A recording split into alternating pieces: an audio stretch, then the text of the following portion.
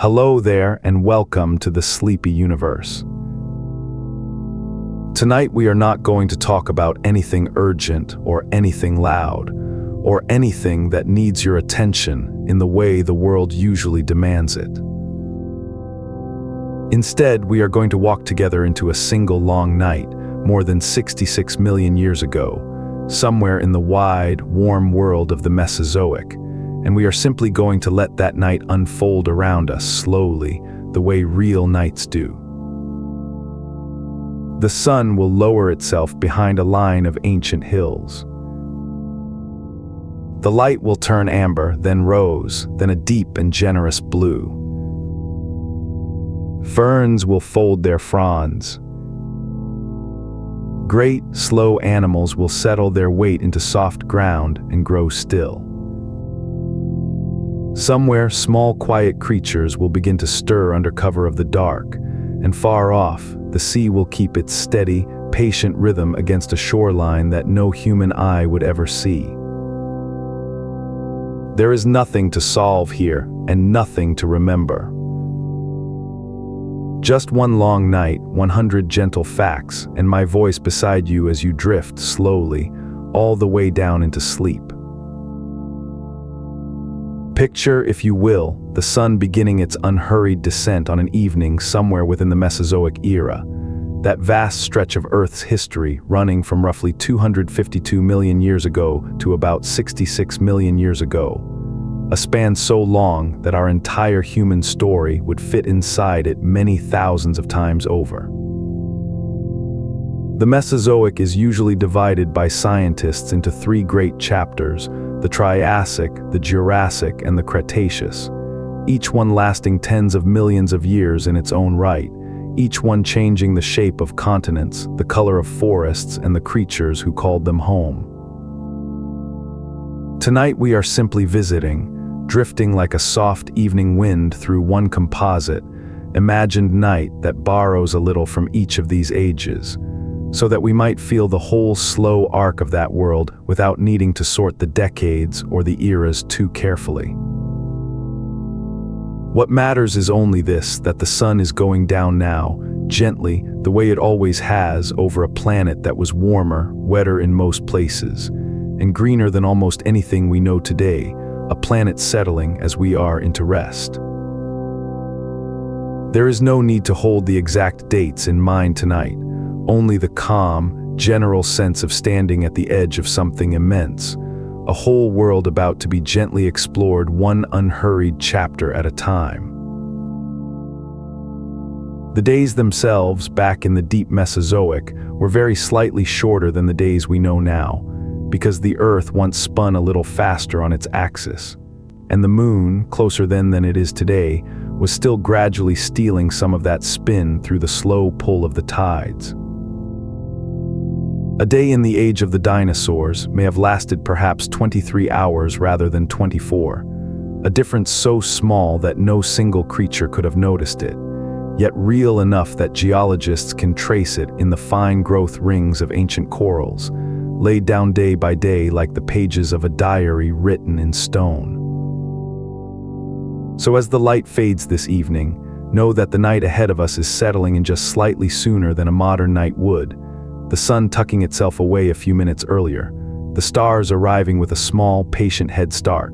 the whole rhythm of the world turning just a touch quicker beneath a moon that hung a little larger and a little closer in that ancient sky, watching over forests and shallow seas that had never once heard a human voice. As dusk settles further, it helps to remember that the air itself around us tonight is not quite the air we breathe now, for the atmosphere of the Mesozoic carried noticeably more carbon dioxide than our modern skies do, a difference that helped keep the whole planet warmer, wetter, and largely free of the polar ice caps that bookend our own era.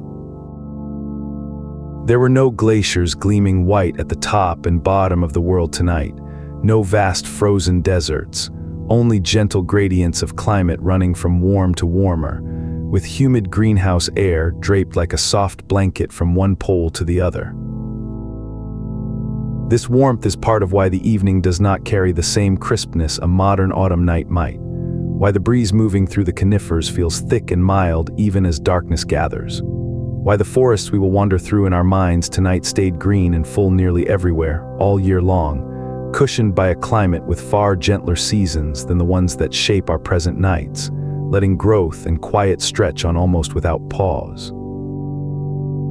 Even the humidity itself would have felt different against the skin, thicker and softer than the drier air many of us know, carrying the faint mineral tang of a planet with no ice at either pole to cool and dry the winds that crossed it. If you could rise above the clouds this evening and look down at the whole curve of the Earth, the map beneath you would look almost unrecognizable, because the continents of the Mesozoic were still in the long, slow process of drifting apart from the single enormous landmass geologists call Pangaea. Early in this era, the world's land sat mostly joined together, one great connected shape, and across the many millions of years that followed, it gradually tore itself into wandering pieces, opening new oceans as it went, including the young and widening waters of the Atlantic. Tonight's landscape, then, depending on which quiet corner of this imagined night we linger in, might sit beside a coastline that would not exist for millions of years more, or upon a plain that will one day be split apart by a whole ocean, its two halves drifting to opposite sides of the globe. There is something soothing in that thought that even the ground itself was never quite still, only moving so slowly, so patiently, that a single long night could never begin to notice the difference.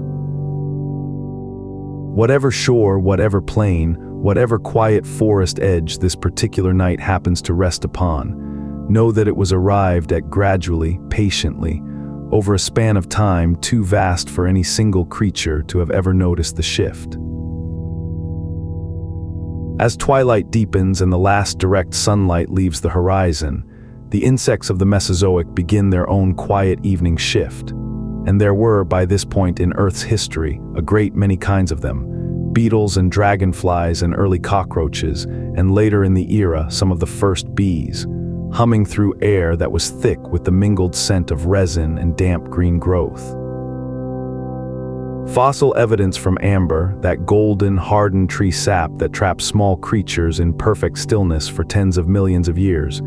gives us tiny frozen snapshots of these evening insects, wings mid-beat, legs mid-step, caught in a single suspended moment of an ancient dusk very much like this one.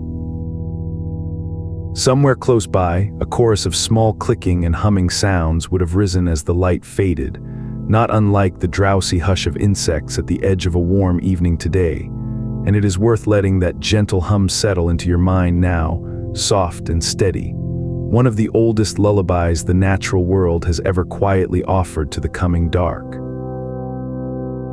Even now, tens of millions of years later, tiny fragments of amber recovered by patient collectors still hold these same small, suspended evenings intact,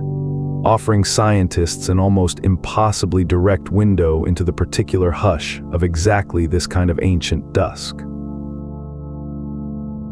The colors of this fading sky deserve a slow moment of their own, because sunsets in the Mesozoic, much like sunsets now, would have painted themselves across a canvas of dust and moisture suspended high in the atmosphere, catching the last low light in long bands of orange, rose, and a deep violet blue.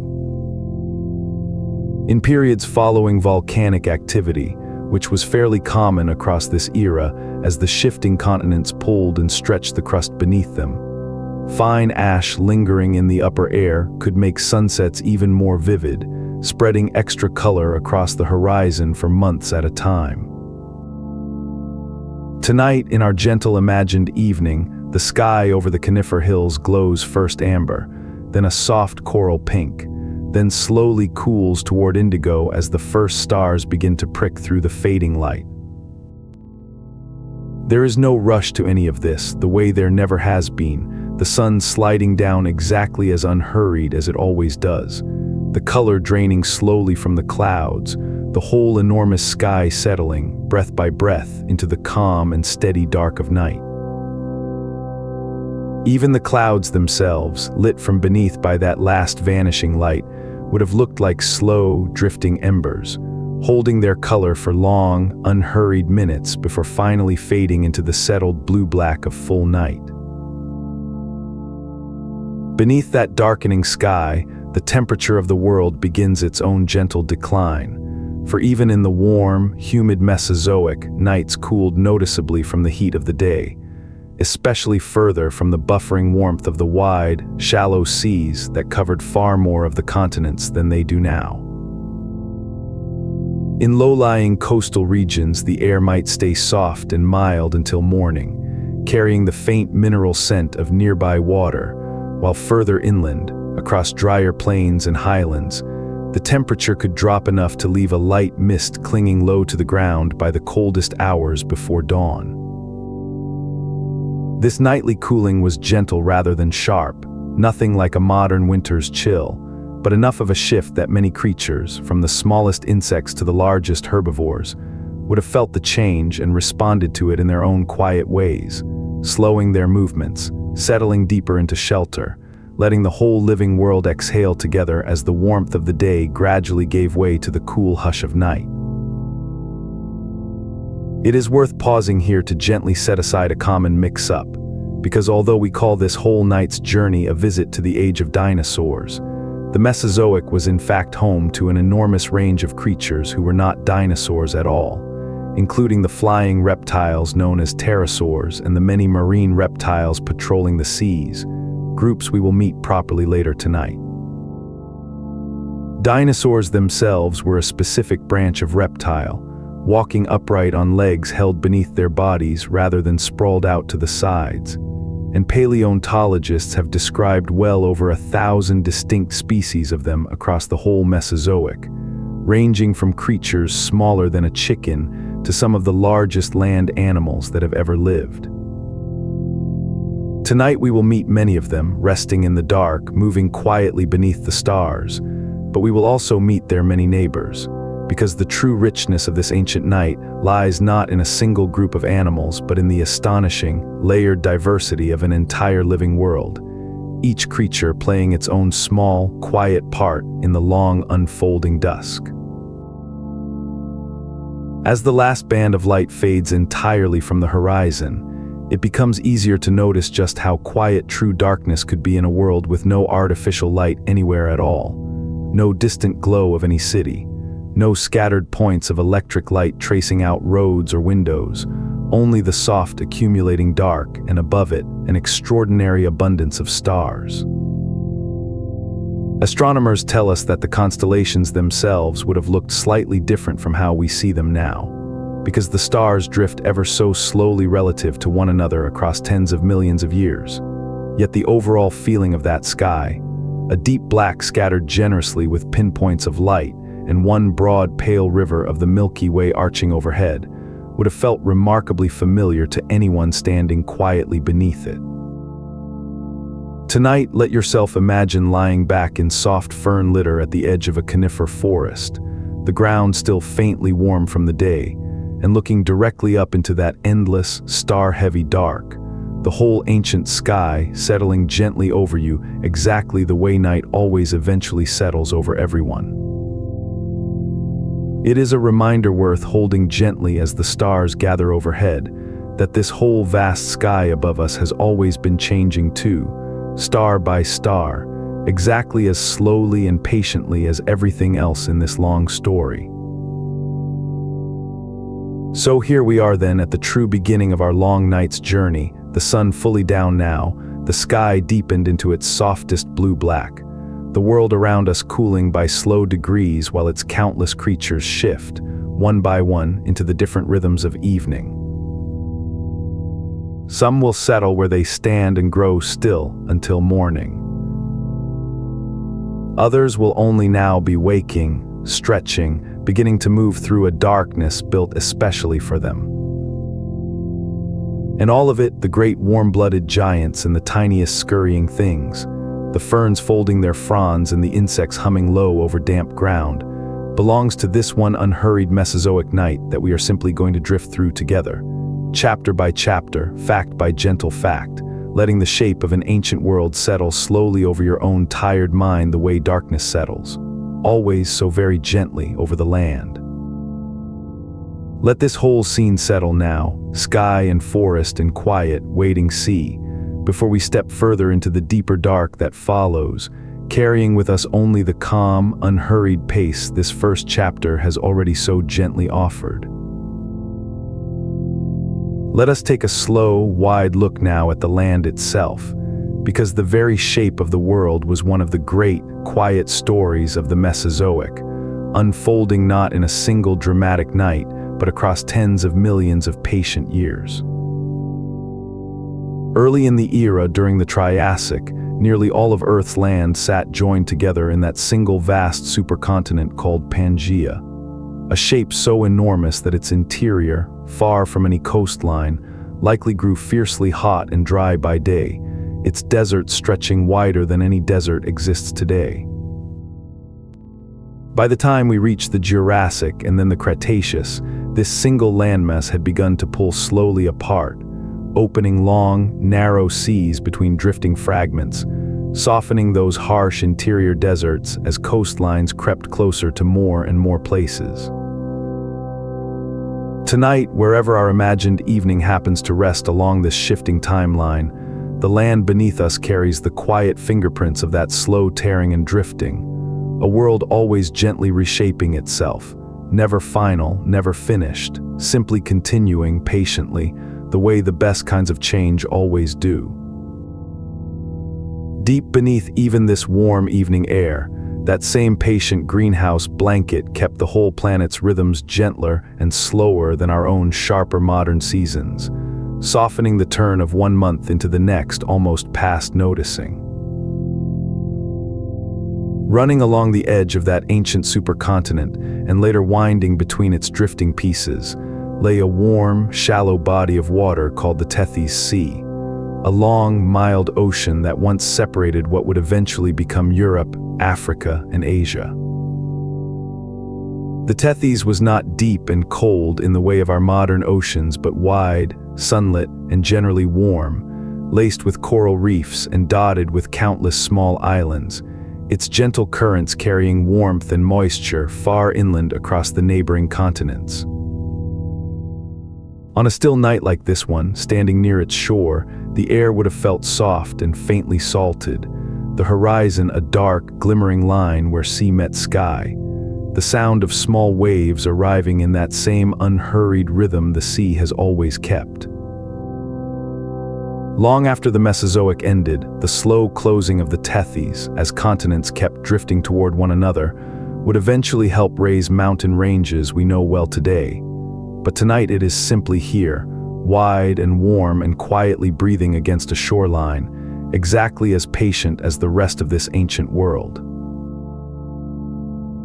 Deserts held an important place in this shifting Mesozoic land, especially during the Triassic period, when the deep interior of Pangaea lay so far from any ocean that rain rarely reached it, leaving behind vast stretches of red sandstone, dune fields, and dry riverbeds that only filled during brief, dramatic seasonal floods. Geologists studying these ancient deserts today, preserved as layered red rock in places like the American Southwest, can trace the ghostly shapes of long-vanished dunes, frozen mid-shift the way a photograph freezes a single passing moment. Life persisted in these dry interiors all the same, small reptiles and early relatives of mammals sheltering by day in burrows or beneath rocky overhangs, emerging in the cooler hours to search for food across the sand.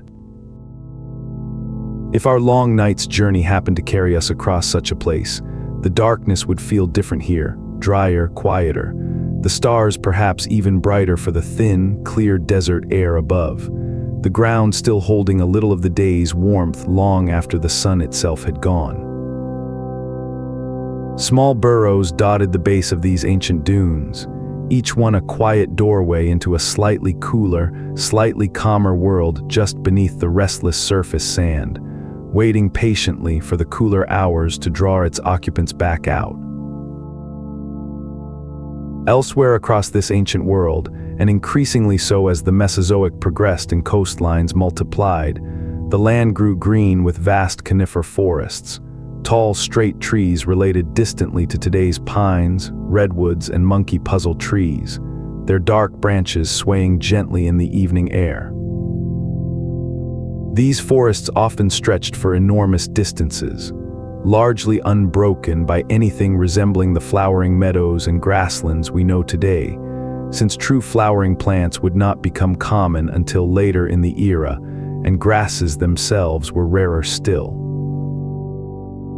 Instead, the forest floor beneath these conifers carried a hush of ferns, horsetails, and mosses, softening every footstep into near silence, while resin slowly wept from bark wounds, hardening over centuries into the amber that would one day preserve tiny fragments of this exact kind of evening for scientists many millions of years in the future. Walking in imagination beneath such trees tonight, the air would smell resinous and green, heavy with the particular hush that only very old, very tall forests seem to hold. Ginkgo trees deserve their own quiet mention here, because they were remarkably common across the Mesozoic landscape, their fan-shaped leaves rustling softly in evening breezes from the Triassic all the way through the Cretaceous, making them one of the most enduring plant lineages in this entire long story. A single living species of ginkgo survives today, essentially unchanged in leaf shape from its ancient Mesozoic relatives, which means that anyone who has ever walked beneath a ginkgo tree on a modern city street has, in a very real sense, stood beneath the same soft rustle of leaves that dinosaurs once walked past on quiet evenings like this one. Picture that gentle continuity now, a single quiet shape of leaf persisting essentially unaltered across more than 150 million years, outlasting nearly everything else in this ancient nighttime scene. And let that thought settle into you the way a slow, patient fact should, not as something urgent to remember, but simply something calm and steady to rest your mind against as the night deepens further around us. This quiet continuity, one small shape of leaf carried almost unchanged across such an enormous stretch of time, offers a particularly soothing thought to rest against as our own night continues its slow, patient unfolding. Rivers threaded through this Mesozoic landscape much as they do today, though often wider, slower, and more prone to shifting their courses across broad floodplains where mud and sand built up in the wet seasons. These river systems were vital lifelines, drawing thirsty herds toward their banks in the cooler hours of evening and early morning, and their fine sediments proved to be extraordinary preservers of the past, gently burying bones, footprints, and even delicate impressions of skin and feathers under layer after patient layer of silt. Many of the most detailed dinosaur fossils ever found came from exactly this kind of floodplain setting, an animal dying near a riverbank, its remains quickly covered by the next flood before scavengers or weather could scatter them, held safe in mud that would harden over unthinkable spans of time into solid stone. Tonight, somewhere beyond the dark tree line, such a river moves quietly along its wide channel, carrying starlight in faint ripples across its surface, already patiently beginning, without any hurry at all, the long work of remembering this very night. Volcanic activity shaped this world as well, particularly as the drifting continents pulled and stretched against one another, opening cracks in the crust through which molten rock occasionally surged toward the surface. Ash from these eruptions could drift for enormous distances on high winds, settling as fine gray layers across forests and floodplains alike, layers that geologists today can date with remarkable precision, using them almost like bookmarks pressed between the pages of Earth's history. A large eruption happening somewhere on the far side of this ancient world tonight might never be seen or heard from where we are resting, and yet its finest ash could still be drifting gently down around us even now, an invisible, silent snow settling onto ferns and conifer branches alike. There is something strangely comforting in that image, the idea that even violent, distant events could arrive here transformed into something as soft and quiet as falling ash, gentled by distance and time into simply one more part of this calm, unfolding night. Even the ground itself would carry a faint, mineral warmth from such distant activity, a gentle reminder that this whole ancient world was always quietly alive beneath its calm surface, however still and settled the night above it seemed. The soils beneath all of this greenery tell their own patient story, built up slowly from generations of decaying plant matter, volcanic ash, and fine river sediment, growing rich enough in places to support the enormous appetites of the largest herbivores this world would ever produce. Paleobotanists studying ancient soil layers, which they call paleosols, can read from their color and texture whether a given patch of ancient ground was wet or dry, forested or open, stable for centuries, or disrupted again and again by flooding rivers. Beneath our feet tonight, wherever this quiet, imagined evening happens to find us, such soil holds the compressed memory of countless earlier seasons, countless earlier nights much like this one, each contributing its own small layer to the ground before finally settling into stillness. It is a slow, patient kind of record-keeping, utterly unhurried, content to let millions of years accumulate one gentle layer at a time, much the way your own mind might let this entire episode settle gradually over you, layer upon layer, until sleep finally arrives. Coastlines throughout the Mesozoic were often lined with wide, shallow lagoons and tidal flats, gentler transition zones between land and open sea where fresh river water mixed slowly with the salt of the tide. These lagoons offered calm, sheltered nurseries for countless small creatures, from young fish to early crustaceans, while their muddy margins recorded the passing footprints of larger animals who came down to drink or simply to walk along the cooling evening shore. Tonight, if we let our imagination wander toward such a lagoon, the water would lie almost perfectly still, catching a long silver smear of starlight or moonlight across its glassy surface, disturbed only occasionally by the soft ripple of something small moving just beneath. The air here would carry a mingled scent of salt, mud, and green growth, and the quiet lapping of tidal water against the shore would offer its own soft, endless rhythm, patient and unbroken, the kind of steady sound that asks nothing of you at all except that you simply listen and slowly, gently let go. Small wading creatures, easily overlooked, likely moved along these same muddy margins in the cooling evening air, leaving behind their own faint, temporary trails soon to be softened and erased by the next gentle rise of the tide. As we close this chapter on the shape of the ancient land, it is worth remembering that nothing about this landscape, wide and strange and green as it was, ever felt sudden to the creatures living within it, because every shift, from drifting continents to widening seas to shifting river channels, unfolded across spans of time far too vast for any single lifetime to notice.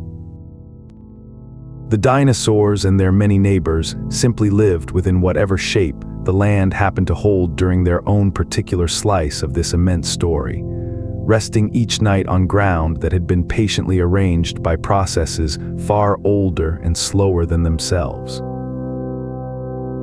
Tonight, our imagined journey rests briefly on exactly such a patient, unhurried landscape, forests meeting floodplains meeting shallow seas under one continuous darkening sky, and there is a kind of deep, settling comfort in borrowing that same unhurried pace for ourselves, letting the vastness of this ancient, ever-shifting land remind us that some things are allowed to simply take their time, slowly, gently, the whole night through. Step with me now, slowly, beneath the dark canopy of a Mesozoic conifer forest, where the last traces of daylight have finally drained from the sky, and the trees themselves seem to exhale a long, quiet breath of cooler air. These forests, dominated through much of the era by conifers, cycads, and ginkgos rather than the flowering trees we know today, held a different kind of darkness than a modern woodland. A darkness without the pale flutter of moth-drawn blossoms, without the particular fragrance of night-blooming flowers, since true flowering plants remained rare until well into the Cretaceous.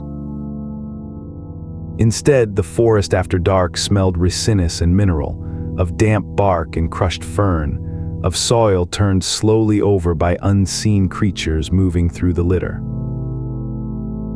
Moonlight, when it reached the ground at all, arrived in scattered, broken patches, filtered through layer upon layer of needled branches, laying soft coins of silver light across beds of fern and fallen wood. It is a hush worth resting in, this ancient, resin-scented dark, patient and unhurried, exactly the sort of quiet a tired mind might wish to borrow for itself. Even the air itself felt different here, cooler and heavier beneath the canopy than in the open clearings nearby, holding the accumulated hush of an entire day's shade within its slow, settling stillness.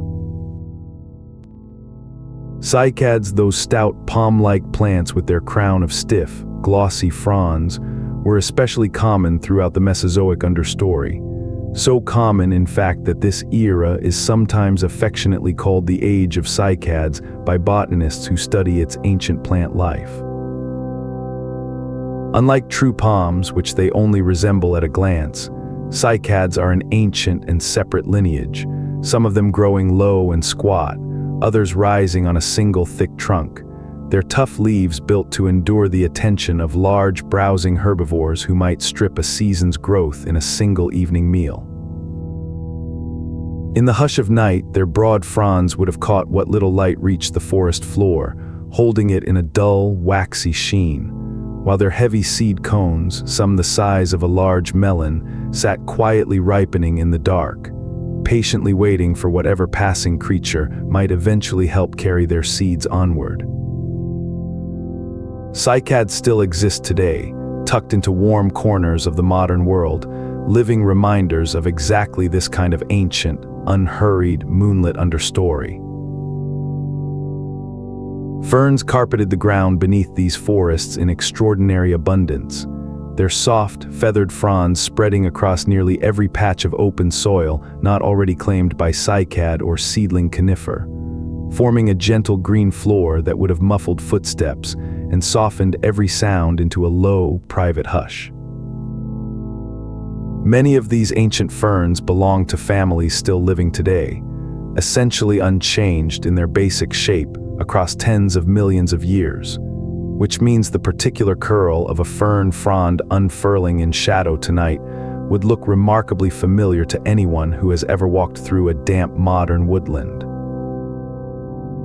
At night, ferns release very little scent and make almost no sound,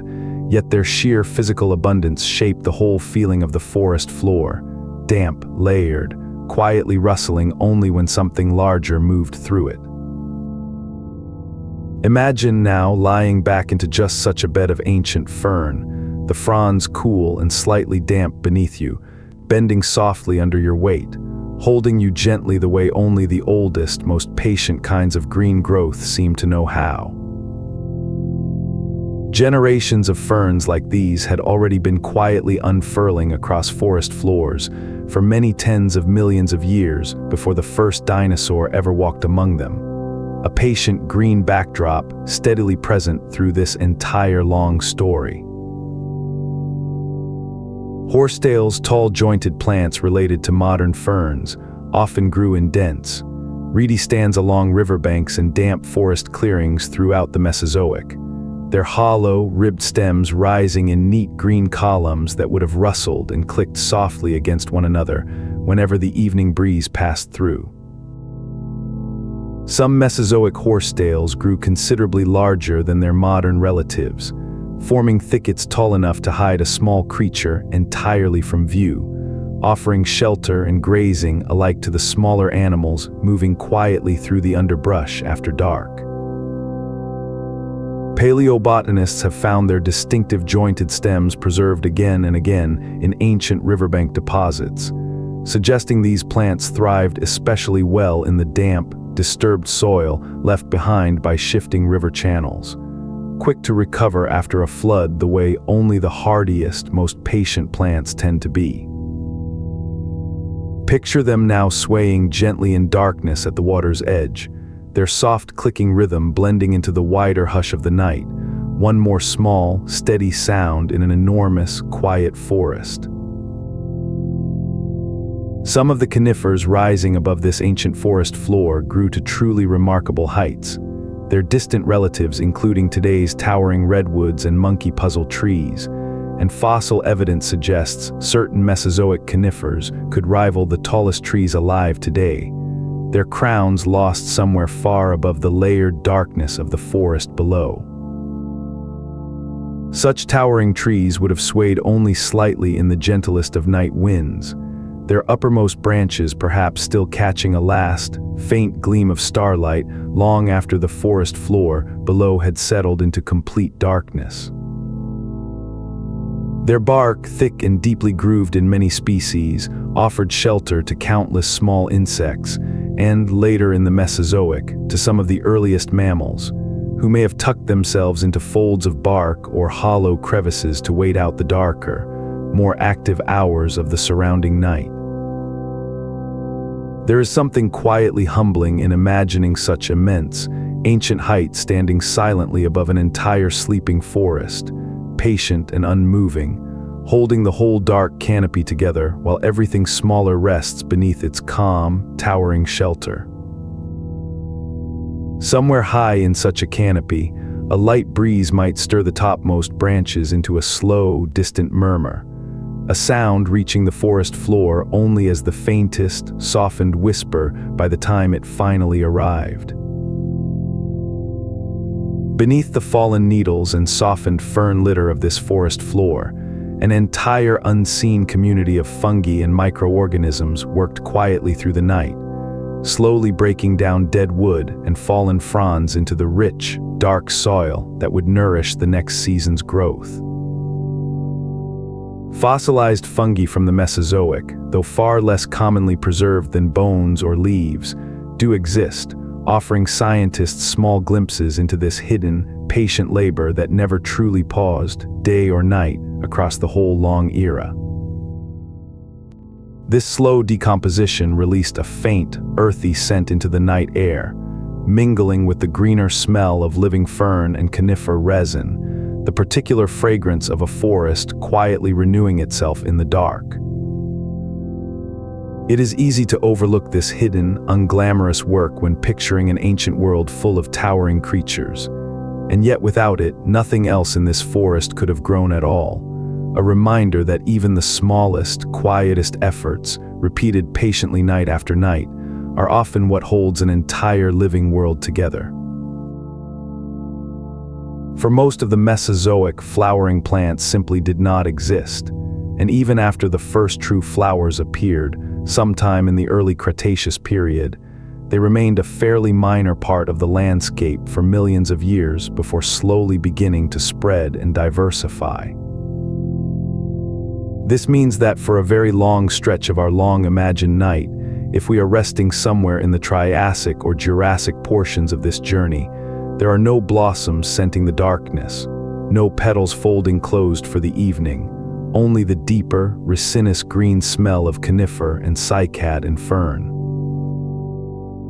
When flowers finally do arrive, later in our journey, they bring with them an entirely new register of nighttime experience. Color and fragrance evolved specifically to draw in pollinators after dark, a change so significant that it would eventually reshape nearly every forest on Earth.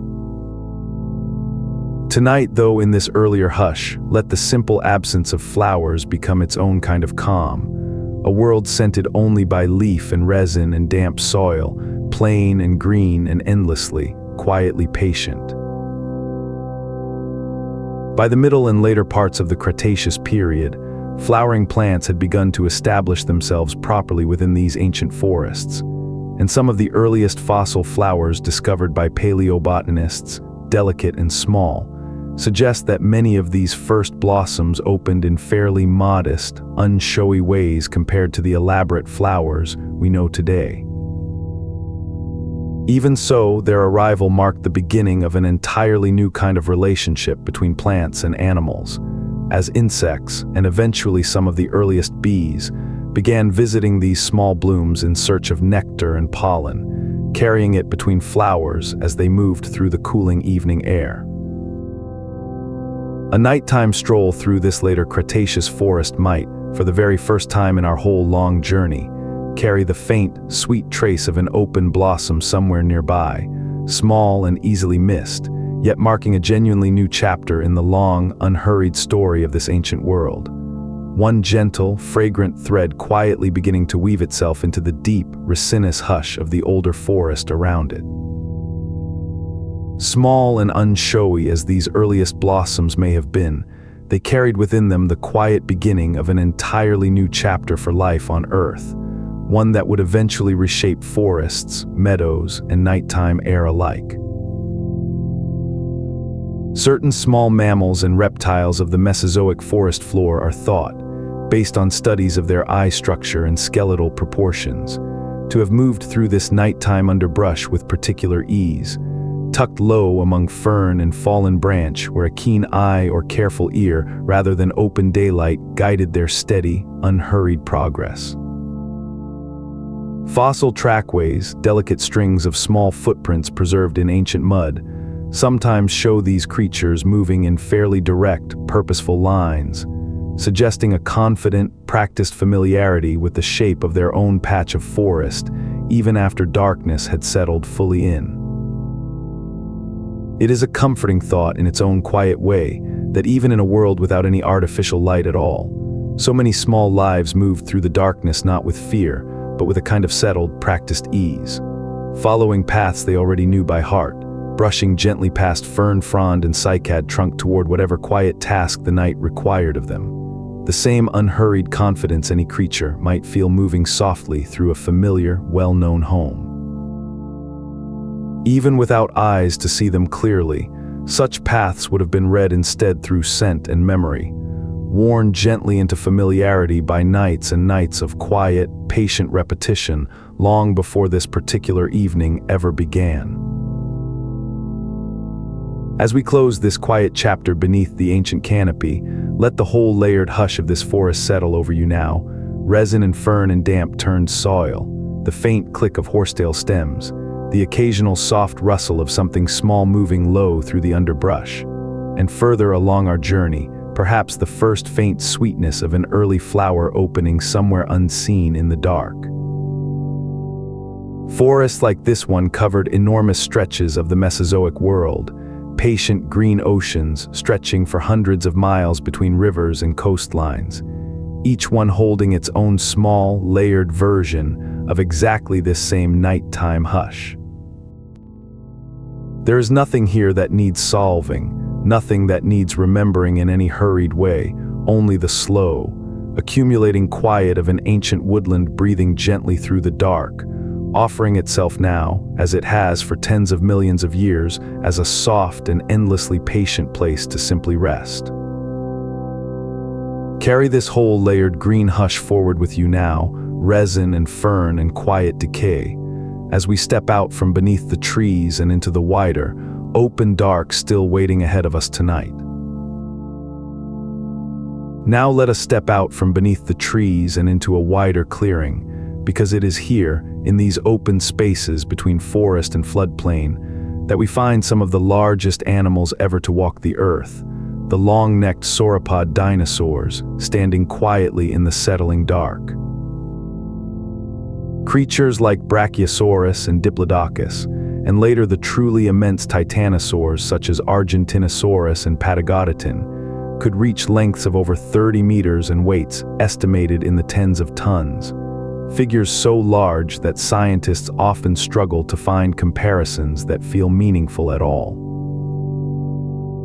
And yet for all their size, the evening finds them calm, simply standing, their enormous bodies still and settled after a long day of steady, unhurried browsing among the treetops.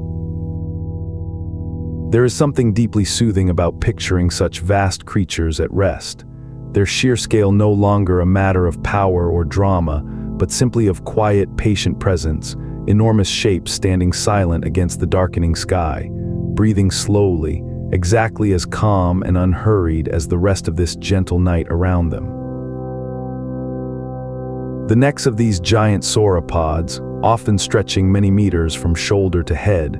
remain a subject of careful ongoing study among paleontologists who have worked to understand exactly how such creatures held and moved them through daily life.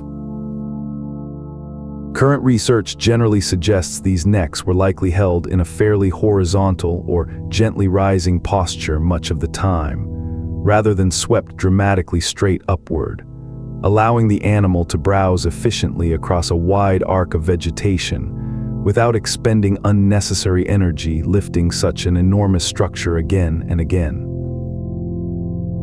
As evening settles in, a resting sauropod may lower its neck further still, bringing that great sweeping shape down closer to the ground, curling it gently to one side as the animal finally allows its whole enormous body to grow completely still.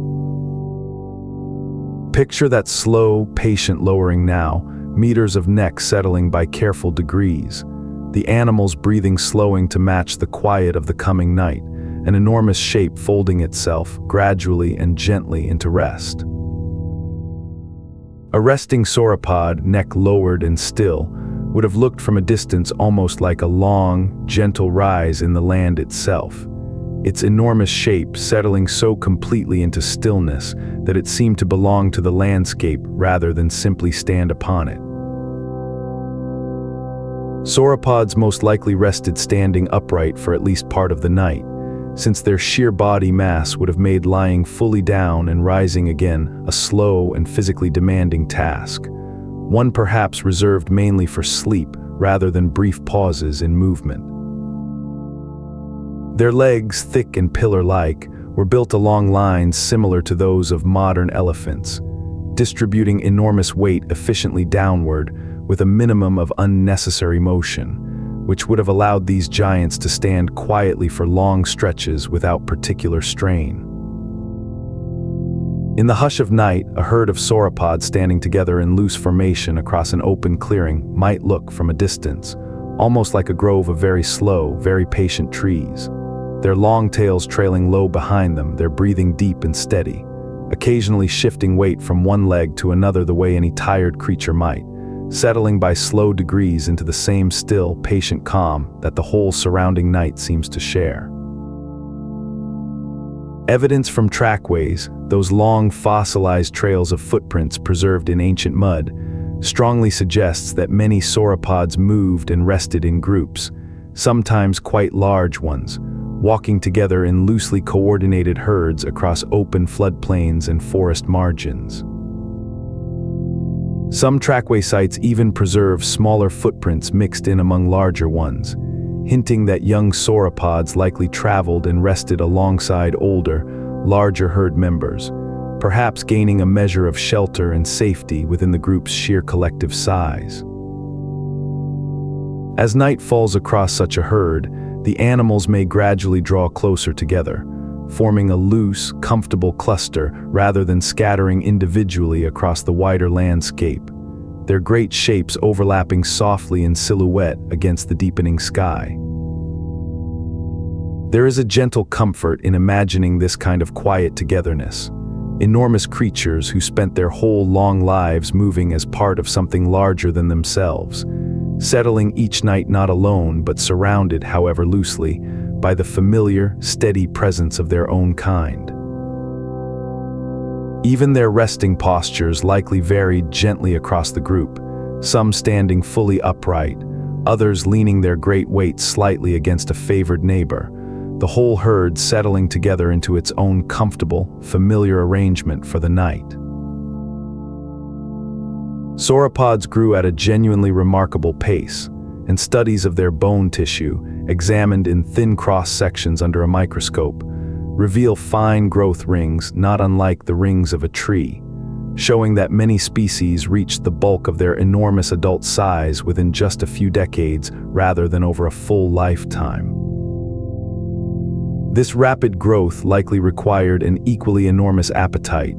and a resting sauropod at the end of a long day's browsing had probably consumed an extraordinary quantity of conifer needles, cycad fronds, horsetails, and other available greenery, processed slowly through a long digestive system built to extract nutrition from tough, fibrous plant matter. As the animal finally settles for the night, its enormous body continues this slow work of digestion quietly in the background, a great internal engine humming gently along even in stillness, converting the day's vast meal into the steady growth that would, across the years, help produce some of the largest creatures this planet has ever supported.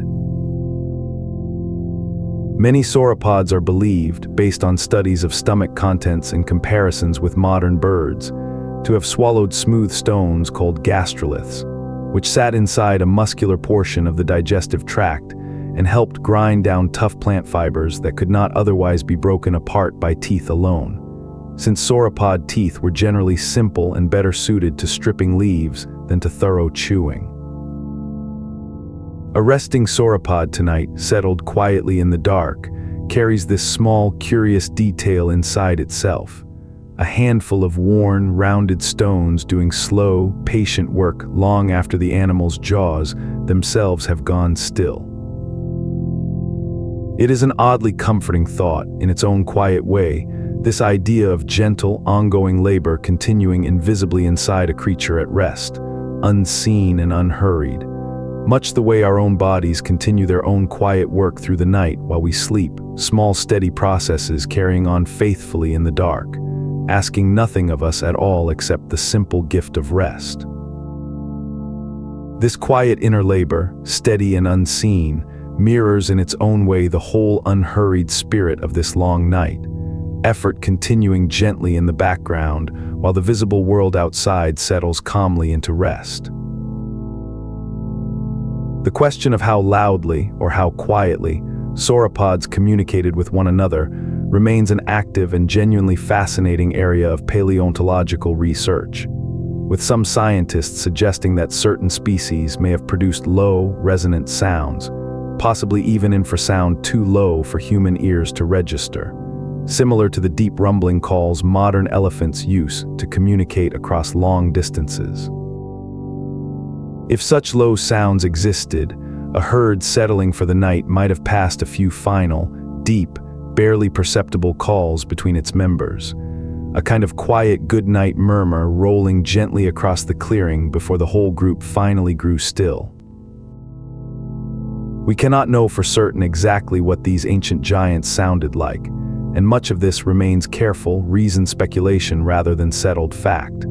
But there is something soothing in simply imagining it. A low, slow rumble drifting through warm night air, felt almost as much as heard, the ancient equivalent of a soft, wordless reassurance passed quietly between creatures settling down together for the night. Some sauropod species show fossil evidence, particularly in the structure of their nasal passages and skull anatomy, that has led certain researchers to propose specialized soft tissue structures possibly involved in vocalization, cooling, or even display. Though interpretations here vary and much remains genuinely uncertain among scientists studying these remarkable skulls. What does seem broadly agreed upon is that these were not simple, unremarkable animals, but creatures with complex anatomy suited to lives we are still only beginning to properly understand.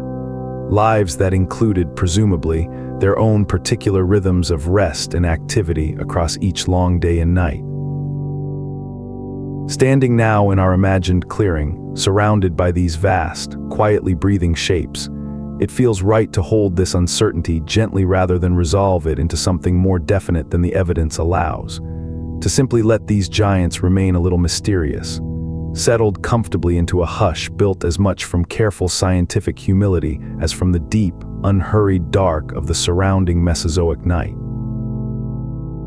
Rather than treating this uncertainty as a gap to be nervously filled, It can simply be received as an invitation to imagine gently and carefully, trusting the evidence we do have while leaving comfortable room for everything we do not yet know. The sheer body heat generated by an animal as large as a sauropod would have been considerable, and many researchers believe that their massive size alone, a principle sometimes called gigantothermy, may have helped these animals maintain a fairly stable internal body temperature simply by virtue of their bulk, retaining heat far more efficiently than smaller creatures ever could. On a cooling Mesozoic evening, then, a resting sauropod likely lost body heat quite slowly, its enormous mass acting almost like a great, slow-burning furnace, warm long after the surrounding air had cooled considerably around it. Smaller animals resting nearby might have taken a kind of passive comfort from this radiating warmth, settling somewhat closer to these gentle giants than they otherwise might, drawn in by heat the way any small creature is drawn toward warmth on a cool night. There is something quietly generous in this image, enormous bodies simply existing, and in doing so, offering a small, unintentional warmth to the smaller lives resting nearby in the settling dark. As this chapter draws to its close, let the picture of these resting giants settle fully into your mind. Vast shapes standing quiet in an open clearing, necks lowered, breathing slow and deep, herd members loosely gathered for the comfort of each other's presence through the long hours of the night. They lived enormous lives by any measure we might apply, yet their nights, in the end, held the same essential shape as anyone else's, movement giving way to stillness, activity giving way to rest, one long day settling gradually and gratefully into one long night. There is a particular comfort in borrowing patience from creatures this large, in remembering that even the biggest, most remarkable beings this world has ever produced still needed nothing more, at the end of each day, than a quiet place to stand, a herd to stand within, and the slow, settling dark to finally close in gently around them. Let their calm, settled shapes rest quietly in your mind now, as we turn our attention toward the smaller, equally patient lives, moving through the shadows just beyond this quiet clearing. Not every creature moving through this Mesozoic night was enormous, and in fact, tucked into the leaf litter, the hollow logs, and the shadowed roots of the forest we walked through earlier, an entire hidden world of small animals was only now, in the deepening dark, beginning to properly stir. Among the most remarkable of these were the earliest true mammals, tiny creatures such as Morganeucodon, generally no larger than a modern shrew, who are believed by paleontologists, based on skull and eye socket structure, to have lived largely nocturnal lives, likely as a way of avoiding the attention of the far larger reptiles sharing their world by day. This idea, sometimes called the nocturnal bottleneck hypothesis, suggests that many early mammal traits we still carry today, including our comparatively weaker color vision and our excellent senses of smell and hearing, may trace their roots directly back to these small, dark-adapted ancestors, creatures who found their safest and most successful niche not in daylight, but in exactly this kind of soft, quiet, star-lit Mesozoic dark, moving carefully between root and fern while the great giants slept. That same quiet inheritance, in a real evolutionary sense, still shapes something of how many mammals experience the world today, a small, patient echo of these earliest nocturnal ancestors carried forward across an almost unimaginable stretch of time. Alongside these early mammals lived another remarkable group called multituberculates, small rodent-like creatures with distinctive rows of bumpy teeth suited to a varied diet of seeds, insects, and soft plant matter, and they would go on to become, in terms of raw longevity, one of the most successful mammal lineages this planet has ever produced, persisting for well over 100 million years. On a night like this one, a small multituberculate might be found working carefully through fallen conifer litter, its sharp claws gripping bark as it searched for a beetle or a fallen cone, entirely unbothered by the enormous sauropods resting quietly in the clearing not far away. Its whole world existed at a very different scale, measured not in tons but in grams. Its concerns not the sweeping brows of a whole treetop, but the careful, patient search through a single square meter of forest floor. A small, steady life unfolding quietly in the shadow of giants, following its own particular rhythm through this same long, shared Mesozoic night. Its careful, patient search would continue for much of the night in this fashion, small and steady and entirely its own, following the same quiet rhythm its ancestors had likely followed for tens of millions of years before it. Early frogs and salamanders had also appeared by this point in Earth's history, and fossil evidence shows that amphibians much like these were already living in damp forest margins, and beside quiet pools throughout the Mesozoic, their soft calls likely rising gently after dark, much as amphibian choruses still do today near ponds and slow streams. A shallow pool at the forest's edge tonight might carry the faint, rhythmic sound of such calls drifting out across still water,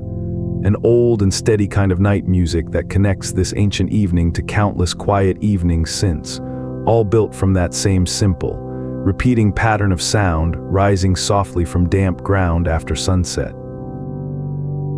Small fish, too, moved through these pools, along with early crustaceans and insect larvae, an entire compact ecosystem tucked into a single shallow body of water, patiently continuing its own quiet business long after the larger animals of the surrounding forest had settled into stillness. One more small, self-contained pocket of steady, unhurried life within this vast, layered Mesozoic night. Lizards, too, moved through the Mesozoic undergrowth, distinct from the dinosaurs and generally far smaller, their quick, low bodies suited to slipping between root and stone in search of insects. Many of these early lizards were likely most active during the cooler hours around dusk and dawn, a pattern still common among many lizard species today, since the milder temperatures of these transitional hours often suit a small reptile's needs better than either the full heat of midday or the deeper chill of the later night. As the evening cools further here, a lizard might tuck itself into a crevice of bark or beneath a flat stone, going still for the coldest hours before stirring again as morning approaches, its whole small life governed by this same gentle daily rhythm of warmth and shadow that has shaped reptile behavior for hundreds of millions of years. There is a settled, sensible patience in this pattern, a creature simply waiting out the parts of the day that do not suit it, trusting that its own better hours will, in time, quietly return. Among the smaller dinosaurs of this world, creatures like Heterodontosaurus, a small plant-eating dinosaur roughly the size of a large dog, offer paleontologists a useful reminder that not every dinosaur was a towering giant, and that a great deal of Mesozoic life, much like life in any ecosystem, existed at this smaller, quieter, more easily overlooked scale. Heterodontosaurus is particularly notable for its unusual mix of tooth types, some suited to shearing plants and others resembling small tusks whose exact purpose remains a subject of ongoing scientific discussion. At night, a small dinosaur like this might rest tucked low against a fallen log or dense stand of fern, its compact body drawn in close, far less exposed to the cooling night air than the towering sauropods resting more openly nearby. Picture it now, small and neatly curled, breathing slow, and even in its sheltered hollow, one more quiet, modestly sized life settled comfortably into the vast, layered darkness of this endlessly patient Mesozoic night. There is a settled comfort in remembering that most of this ancient world, much like most of our own, was made up of exactly this kind of modest, quietly persistent life rather than constant spectacle. The eyes of many small, nocturnal creatures throughout the Mesozoic were likely built for exactly this kind of low light, and researchers studying skull anatomy across many species have found evidence in some small animals of proportionally large eye sockets, a feature generally associated in living animals with better vision under dim conditions. Larger eyes allow more available light to reach the light-sensitive tissue at the back of the eye, an advantage that would have suited any creature whose most active hours fell after sunset, when moving carefully and seeing clearly could mean the difference between a successful night's foraging and a wasted one. It is worth imagining now all these small dark eyes scattered quietly through the forest floor tonight, catching whatever faint moonlight or starlight filters down through the canopy, each one calmly, carefully reading the shape of the dark world around it, patient and unhurried, perfectly adapted to exactly the kind of soft, dim, star-scattered night we are resting within together.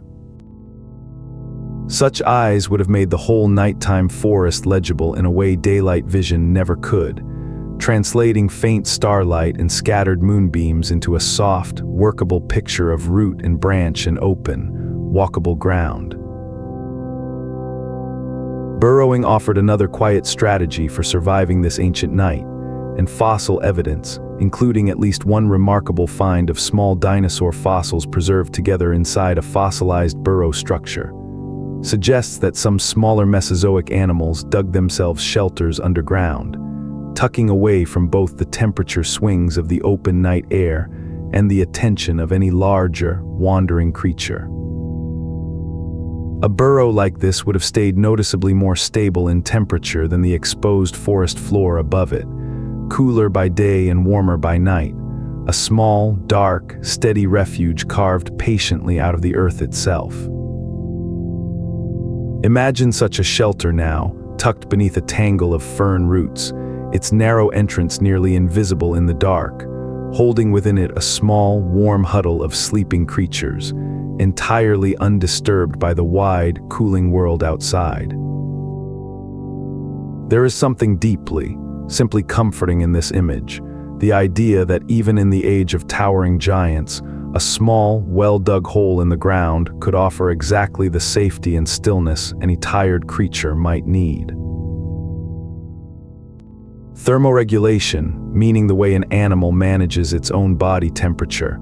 worked very differently for these small nighttime creatures than it did for the enormous sauropods we met earlier,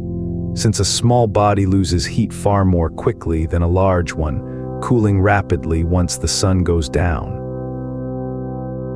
Many small mammals of the Mesozoic are believed to have been active regulators of their own body heat, in ways that reptiles generally are not, meaning they likely generated warmth internally rather than relying entirely on the surrounding environment, an ability that may have helped make sustained nighttime activity possible for them in the first place. This internal warmth would have come at a cost, requiring these small creatures to eat fairly often and fairly efficiently to fuel it,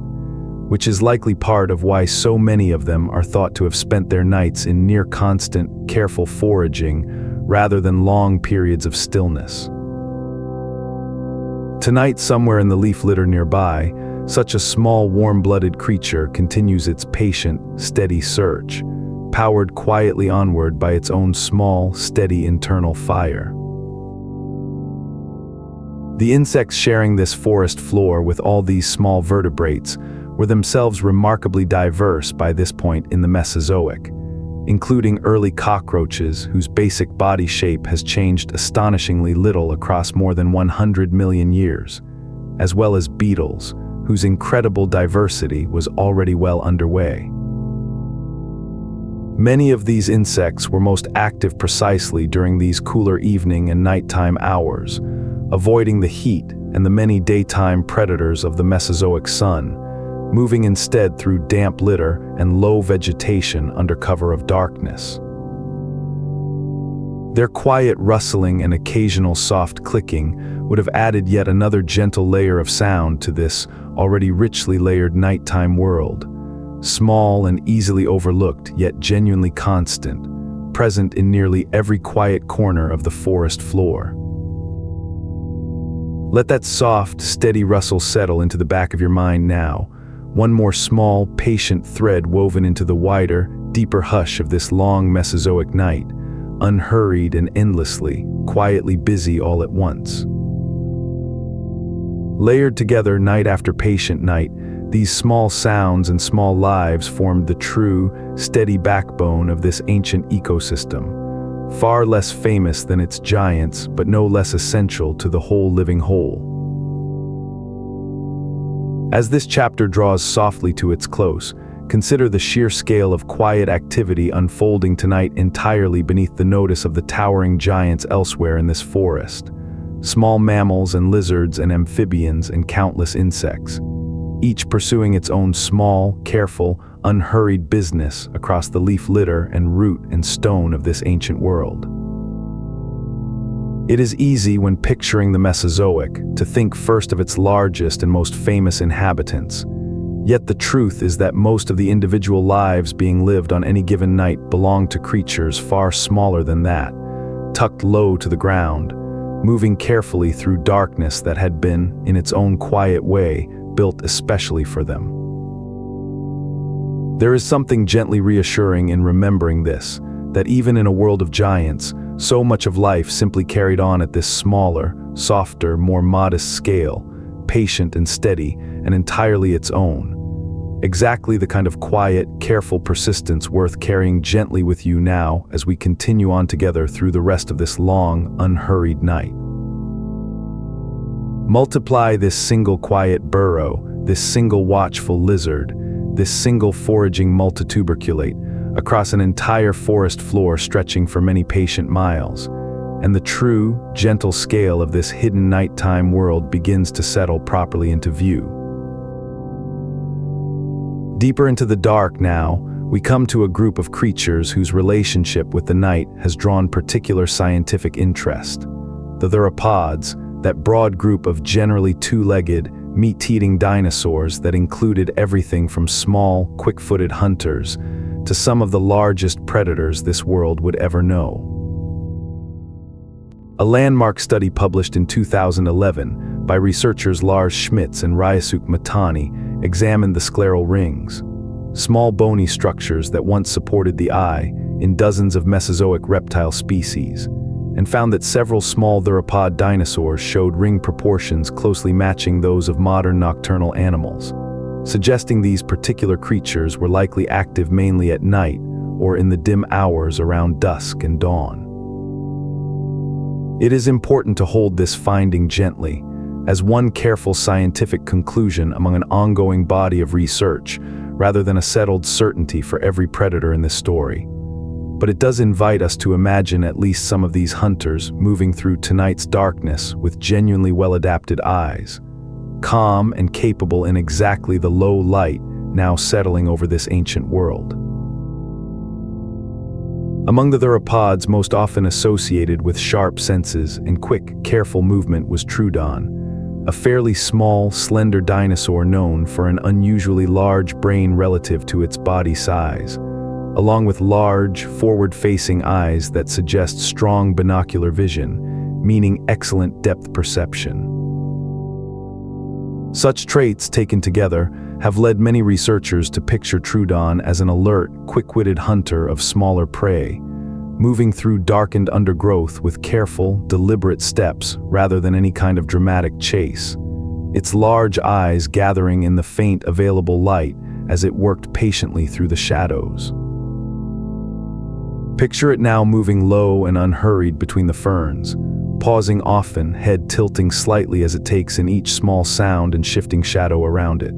Its whole quiet, careful presence shaped by millions of years of adaptation to exactly this kind of soft, dim, starlit world, calm and capable rather than frantic, entirely at home within the gentle dark it was so evidently built to navigate. Such calm, deliberate movement stands in useful contrast to more dramatic popular imagery, offering instead a picture of patient competence, a creature simply going about its own quiet business beneath an equally quiet sky. Velociraptor, a name many people already know well, was in reality considerably smaller than popular imagination often suggests, roughly the size of a large turkey, covered in feathers, and generally understood by paleontologists to have hunted smaller prey such as lizards and early mammals, rather than anything resembling the dramatic large-scale hunts sometimes depicted elsewhere. Fossil evidence of feather quill knobs found on Velociraptor forelimb bones confirms that this small theropod carried true feathers, likely used for insulation, display, or balance rather than for any kind of flight. On a quiet night such as this one, a velociraptor moving carefully through low undergrowth would have looked far less like a fearsome monster and considerably more like a swift, feathered, keenly alert creature, calm and purposeful, its quick movements suited to catching small, quick prey rather than anything larger or more dramatic. One more careful, patient hunter finding its own steady rhythm within this same soft, star-lit Mesozoic dark. Compsognathus, one of the smallest known theropod dinosaurs, roughly the size of a chicken,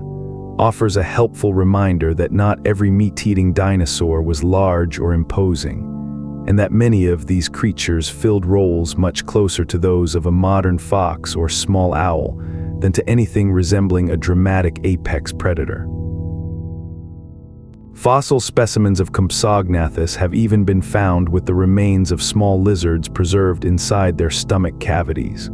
offering direct, tangible evidence of exactly the kind of small, quiet prey these little hunters pursued through the undergrowth. Moving through tonight's cooling forest floor, such a small theropod would have relied on quickness and careful attention rather than raw strength, darting low between root and fern in pursuit of exactly the kind of small lizard or early mammal we met a little earlier in our journey, each one playing its own small, patient part in the same quiet, interconnected web of nighttime life unfolding gently around us. Its small size, so often overlooked in favor of larger, more dramatic dinosaurs, made it in many ways a far more typical resident of this ancient world than the giants who tend to dominate our imagination of it. The discovery of fossilized melanosomes, tiny pigment-bearing structures preserved in remarkable detail in certain feathered dinosaur fossils, has allowed paleontologists to reconstruct the actual coloring of some species with real scientific confidence, including the small theropod Sinosauropteryx, whose tail is now understood to have carried alternating bands of reddish-brown and lighter coloring, and Anchiornis, whose feathers show a striking pattern of black, white, and reddish tones. These reconstructions represent one of the more genuinely remarkable advances in modern paleontology, allowing us to picture, with real evidence behind us, the actual patterned coloring of specific individual animals rather than simple guesswork. Under tonight's dim starlight, such patterns would have blended these small feathered hunters gently into their shadowed surroundings, subtle camouflage suited to a life spent moving carefully through dappled dark and deeper shadow alike, colored not for display under bright daylight, but for exactly this kind of soft, low, patient nighttime movement through fern and understory. Feathers themselves were far more widespread among theropod dinosaurs than once believed, and current paleontological consensus holds that many small to mid-sized theropods, and quite possibly the ancestors of larger ones as well, carried some form of feathering, ranging from simple hair-like filaments to more complex, veined structures resembling modern bird feathers. This feathering likely served multiple purposes across different species, including insulation against the cooling night air, display between individuals, and, in certain lineages, an early step along the long evolutionary path toward true flight, which we will return to properly later in our journey. Imagining these small nighttime hunters now, softly feathered rather than scaled in the way older reconstructions once assumed, changes the whole texture of this ancient dark considerably, replacing a colder, more reptilian image with something warmer and gentler, quiet feathered shapes moving carefully through fern and shadow, kept warm through the cooling hours of the night by exactly the same soft insulating covering that would, in time, help give rise to the birds we know today. This gentler, feathered picture has become one of the more significant shifts in how modern paleontology pictures this era, replacing an older vision built mostly from bare scale and tooth with one considerably softer and more familiar. Whether certain theropods hunted cooperatively in coordinated groups remains a genuinely debated question among paleontologists. And while popular depictions often show pack hunting as settled fact, the actual fossil evidence, largely drawn from a handful of sites where multiple individuals of the same species were found together, allows for several different careful interpretations, including the possibility that some of these group gatherings reflected scavenging at a shared carcass rather than organized, cooperative hunting. It is worth holding this uncertainty calmly rather than resolving it into more drama than the evidence supports, remembering that much of what we picture about ancient predator behavior remains reasoned inference built from limited, careful clues rather than direct observation. Tonight, somewhere in the shadowed clearing, a small group of theropods may indeed be moving together, but exactly how coordinated, how social, or how simply coincidental that movement was remains one of the many patient, ongoing questions modern paleontology continues to quietly work through, one careful fossil at a time. Scavenging, the practice of feeding on animals already dead rather than actively hunting living prey, almost certainly played an important role in the diets of many Mesozoic theropods, much as it does among many meat-eating animals today, and bite marks preserved on certain fossil bones, sometimes matched carefully to the tooth spacing of a specific predator species, offer direct physical evidence of exactly this kind of feeding behavior. A theropod moving through the night might just as easily come upon the remains of an animal that died naturally or fell to another predator earlier in the day as it would successfully catch new prey of its own. And there is nothing lesser or lacking in this behavior. Simply a practical, efficient way of meeting a steady need within a shared, patient ecosystem. Under the calm cover of darkness, such quiet scavenging would have unfolded without any particular drama, one more steady, practical thread in the long, careful, endlessly patient business of simply staying fed through each long Mesozoic night. There is a plain, practical dignity in this kind of quiet resourcefulness, taking calmly and gratefully from whatever the night happens to offer rather than demanding, always, that something new be found or won. Hearing likely played a significant role in how many theropods navigated this dark forest, and studies of inner ear structure preserved in certain fossil skulls suggest that at least some species possessed reasonably sensitive hearing, potentially well suited to picking out the small rustles and soft calls of prey moving through dense undergrowth after dark. Combined with the large, light-gathering eyes we discussed earlier in certain small nocturnal species, this suggests a nighttime hunter working with several senses at once, listening as carefully as it watched, patient and attentive rather than reliant on any single sense alone. Picture such a creature now, pausing quietly in a patch of deep shadow, head tilted slightly, gathering in the soft layered sounds of the forest around it, the distant rustle of fern, the faint click of a beetle, the steady hush of wind moving gently through the conifers above, reading this whole dark world carefully through ear and eye alike before choosing, calmly and without hurry, its own next quiet step forward. That same careful listening, gathered patiently through ear and eye together, offers its own quiet lesson for tonight, the reminder that attentiveness, unhurried and calm, is very often its own complete and sufficient reward. As we close this chapter on the night hunters of the Mesozoic, it is worth remembering that even these predators, so often imagined as fierce or dramatic, mostly spent their nights doing exactly what every other creature in this story has been doing, moving carefully, listening closely, staying warm and searching patiently for whatever the night could reasonably offer them. Their lives were shaped not by drama, but by the same quiet, practical rhythms shared by every creature we have met so far tonight, small and large alike, each one simply finding its own steady way through the same long, unhurried dark. There is a kind of calm worth taking from this, the reminder that even the hunters of this ancient world were, in their own way, just as patient and unhurried as everything else moving softly through tonight's gentle Mesozoic darkness, each one playing its quiet part in a vast, interconnected world that asked nothing more of any of its creatures than simple, steady persistence through one more long, calm night. Carry that same settled calm forward with you now, as we leave the forest floor behind and turn our attention toward the wide, warm waters waiting quietly just beyond the next line of trees. Let us leave the forest floor behind now and drift instead toward the shoreline,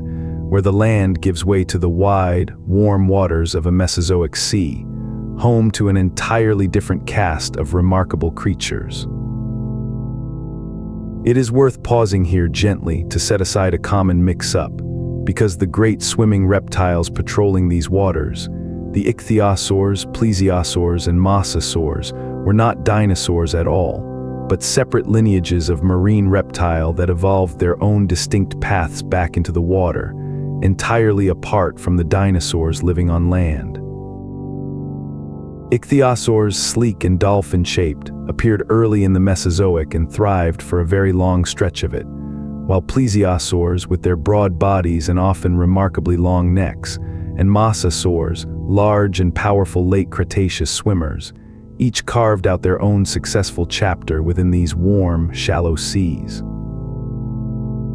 Tonight, beneath a calm, star-scattered surface, these graceful, patient swimmers move quietly through dark water, entirely their own separate story, distinct from the great forest giants, yet just as much a part of this same long, unhurried Mesozoic night. Ichthyosaurs, whose name means fish lizard, evolved a body shape remarkably similar to modern dolphins, a striking example of what scientists call convergent evolution, in which unrelated animals independently arrive at similar solutions to similar challenges, in this case the challenge of moving efficiently through open water. Some ichthyosaur fossils preserve genuinely enormous eyes, among the largest relative to body size of any known vertebrate, and researchers studying these eye sockets have proposed that especially large-eyed species may have been capable of diving into deep, dim water or hunting effectively during low-light hours, gathering in whatever faint light was available at depth or after dark. Picture one now moving in a long, smooth glide beneath the dark surface of this ancient sea, its enormous eyes calmly taking in the faint, filtered starlight reaching down from above, perfectly at home in exactly this kind of soft, deep, quiet nighttime water, patient and unhurried in its slow, steady passage through the warm Mesozoic dark. Deeper still, where sunlight could barely reach even at midday, such an eye would have proven especially valuable, allowing this graceful hunter to move with quiet confidence through water many other creatures could barely navigate at all.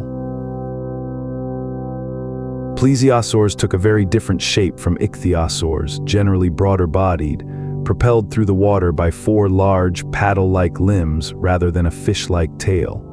with some species carrying remarkably long, slender necks stretched out ahead of a comparatively small head.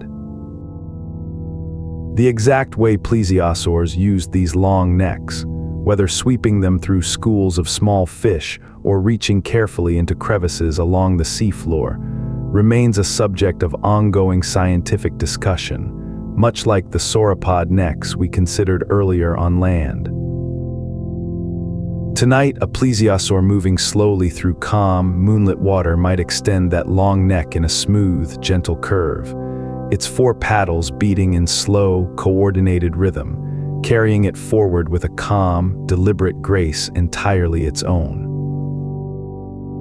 There is something almost dance-like in imagining this movement, an enormous, gentle shape gliding unhurried through dark water, its long neck tracing soft, patient curves against the faint glow of a star-filled surface far above. Mosasaurs arrived somewhat later in the Mesozoic story, becoming particularly prominent during the final tens of millions of years of the Cretaceous period, and grew to be among the largest marine predators of their time, some species reaching lengths comparable to a city bus, powered through the water by a long, flattened tail. Despite their considerable size, mosasaurs are understood by paleontologists to have been true reptiles closely related to modern monitor lizards and snakes rather than to dinosaurs, another distinct branch entirely of this rich and varied Mesozoic world. A mosasaur moving through tonight's calm sea would do so with slow, powerful sweeps of that long tail, its considerable bulk gliding steadily rather than rushing, patient in exactly the same unhurried way as every other creature we have met tonight. Its presence beneath the dark water felt more as a slow, deliberate shifting of current than as anything sudden or dramatic. Its steady, patient movement through the water tonight asks nothing dramatic of the scene around it,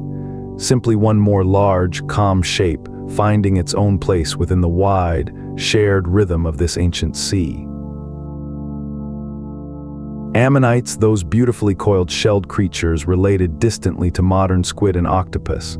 filled these Mesozoic seas in extraordinary abundance and diversity, their spiraled shells ranging from small enough to fit in a single hand to, in some later Cretaceous species, wider than a car tire. These remarkable animals drifted and swam through the water column using jet propulsion, expelling water to push themselves gently along, their beautifully patterned shells now among the most commonly found and cherished fossils from this entire era. Tonight, beneath a calm, star-reflecting sea, countless ammonites drift quietly through the warm water, their coiled shells catching faint traces of light as they move, patient and unhurried, entirely unaware that these same graceful spiraled shapes would one day be treasured by curious hands many tens of millions of years in the future, held up gently to the light as small, perfect keepsakes of exactly this kind of ancient, quiet Mesozoic sea. Belemnites, close relatives of modern squid, also thrived throughout these Mesozoic waters, their soft bodies rarely preserved but their distinctive internal bullet-shaped hard structures, called guards, surviving abundantly in the fossil record, and offering paleontologists a clear window into just how common these creatures once were. Moving in coordinated groups through open water, belemnites likely fed on small fish and drifting plankton, themselves serving as an important food source for larger predators including ichthyosaurs and certain fish, forming one more steady link in the long, patient chain of this ancient marine world. Tonight, somewhere beneath the calm surface, a loose group of belemnites drifts together through the dark water, moving with quiet, coordinated grace, their soft bodies catching what little light reaches this depth, one more small, steady thread woven gently into the vast, unhurried tapestry of this warm Mesozoic sea. Their guards, small and bullet-shaped and remarkably durable, still wash up on certain modern beaches today, tiny, patient messengers carrying the memory of this exact kind of quiet, drifting Mesozoic evening all the way into our own present moment. Coral reefs flourished across many of these warm, shallow Mesozoic waters, built by colonies of small, soft-bodied animals working together across generations to construct the same kind of intricate limestone structures that support reef ecosystems today, offering shelter and feeding grounds to an enormous range of fish, mollusks, and other small marine creatures. These reefs would have glowed faintly under moonlight in the shallows, their intricate branching structures casting soft, complex shadows across the seafloor, home to countless small creatures tucked carefully into crevices for the night. There is a particular patient beauty in imagining such a reef now, built slowly over centuries by the quiet, steady work of tiny creatures. each contributing an almost immeasurably small amount to a structure far larger and more lasting than any single one of them could ever achieve alone. A slow, collective patience not unlike the way this whole long night is built, fact by gentle fact, into something larger and calmer than any single moment could hold on its own. The warmth of these Mesozoic seas, generally higher than average ocean temperatures today, would have made nighttime swimming considerably milder than in many modern oceans, the water itself retaining a good deal of the day's accumulated warmth well into the darker hours, cooling only gradually as night wore on. This mild warmth likely supported an especially rich abundance of marine life throughout the water column, from the smallest drifting plankton up through fish, ammonites and belemnites, all the way to the great marine reptiles patrolling above and among them. Imagine now the gentle, steady warmth of this ancient sea surrounding you, water mild and soft rather than sharp or cold, holding within it this whole rich, layered abundance of quiet nighttime life, moving calmly and patiently through the dark exactly as it has for millions of years, entirely undisturbed by anything beyond the slow, steady rhythm of its own warm, unhurried tides. Such warmth, gathered patiently across each long day and released slowly through each cooling night, gave this whole ancient ocean a steadiness of temperament that shaped the quiet, unhurried rhythm of everything living within it. Unlike fish, the great marine reptiles of this sea, the ichthyosaurs, plesiosaurs, and mosasaurs alike, needed to breathe air just as their distant land-dwelling relatives did, rising periodically to the surface to draw breath before diving back down into the depths below. Certain ichthyosaur fossils, remarkably, preserve direct evidence of live birth, tiny fossilized embryos found within the body cavity of an adult, confirming that at least some of these marine reptiles gave birth to fully formed young at sea rather than returning to land to lay eggs, an adaptation that would have suited a life spent almost entirely in open water. Tonight, somewhere out across this calm, dark sea, a marine reptile rises smoothly to the surface for a slow, quiet breath, its shape briefly breaking the still, star-reflecting water before sliding gently back beneath it. One more small, patient rhythm folded quietly into the larger, unhurried rhythm of this whole warm Mesozoic ocean.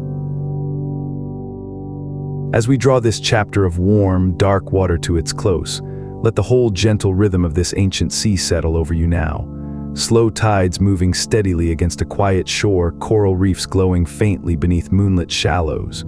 Great graceful reptiles rising and diving in calm, unhurried arcs through mild, dark water.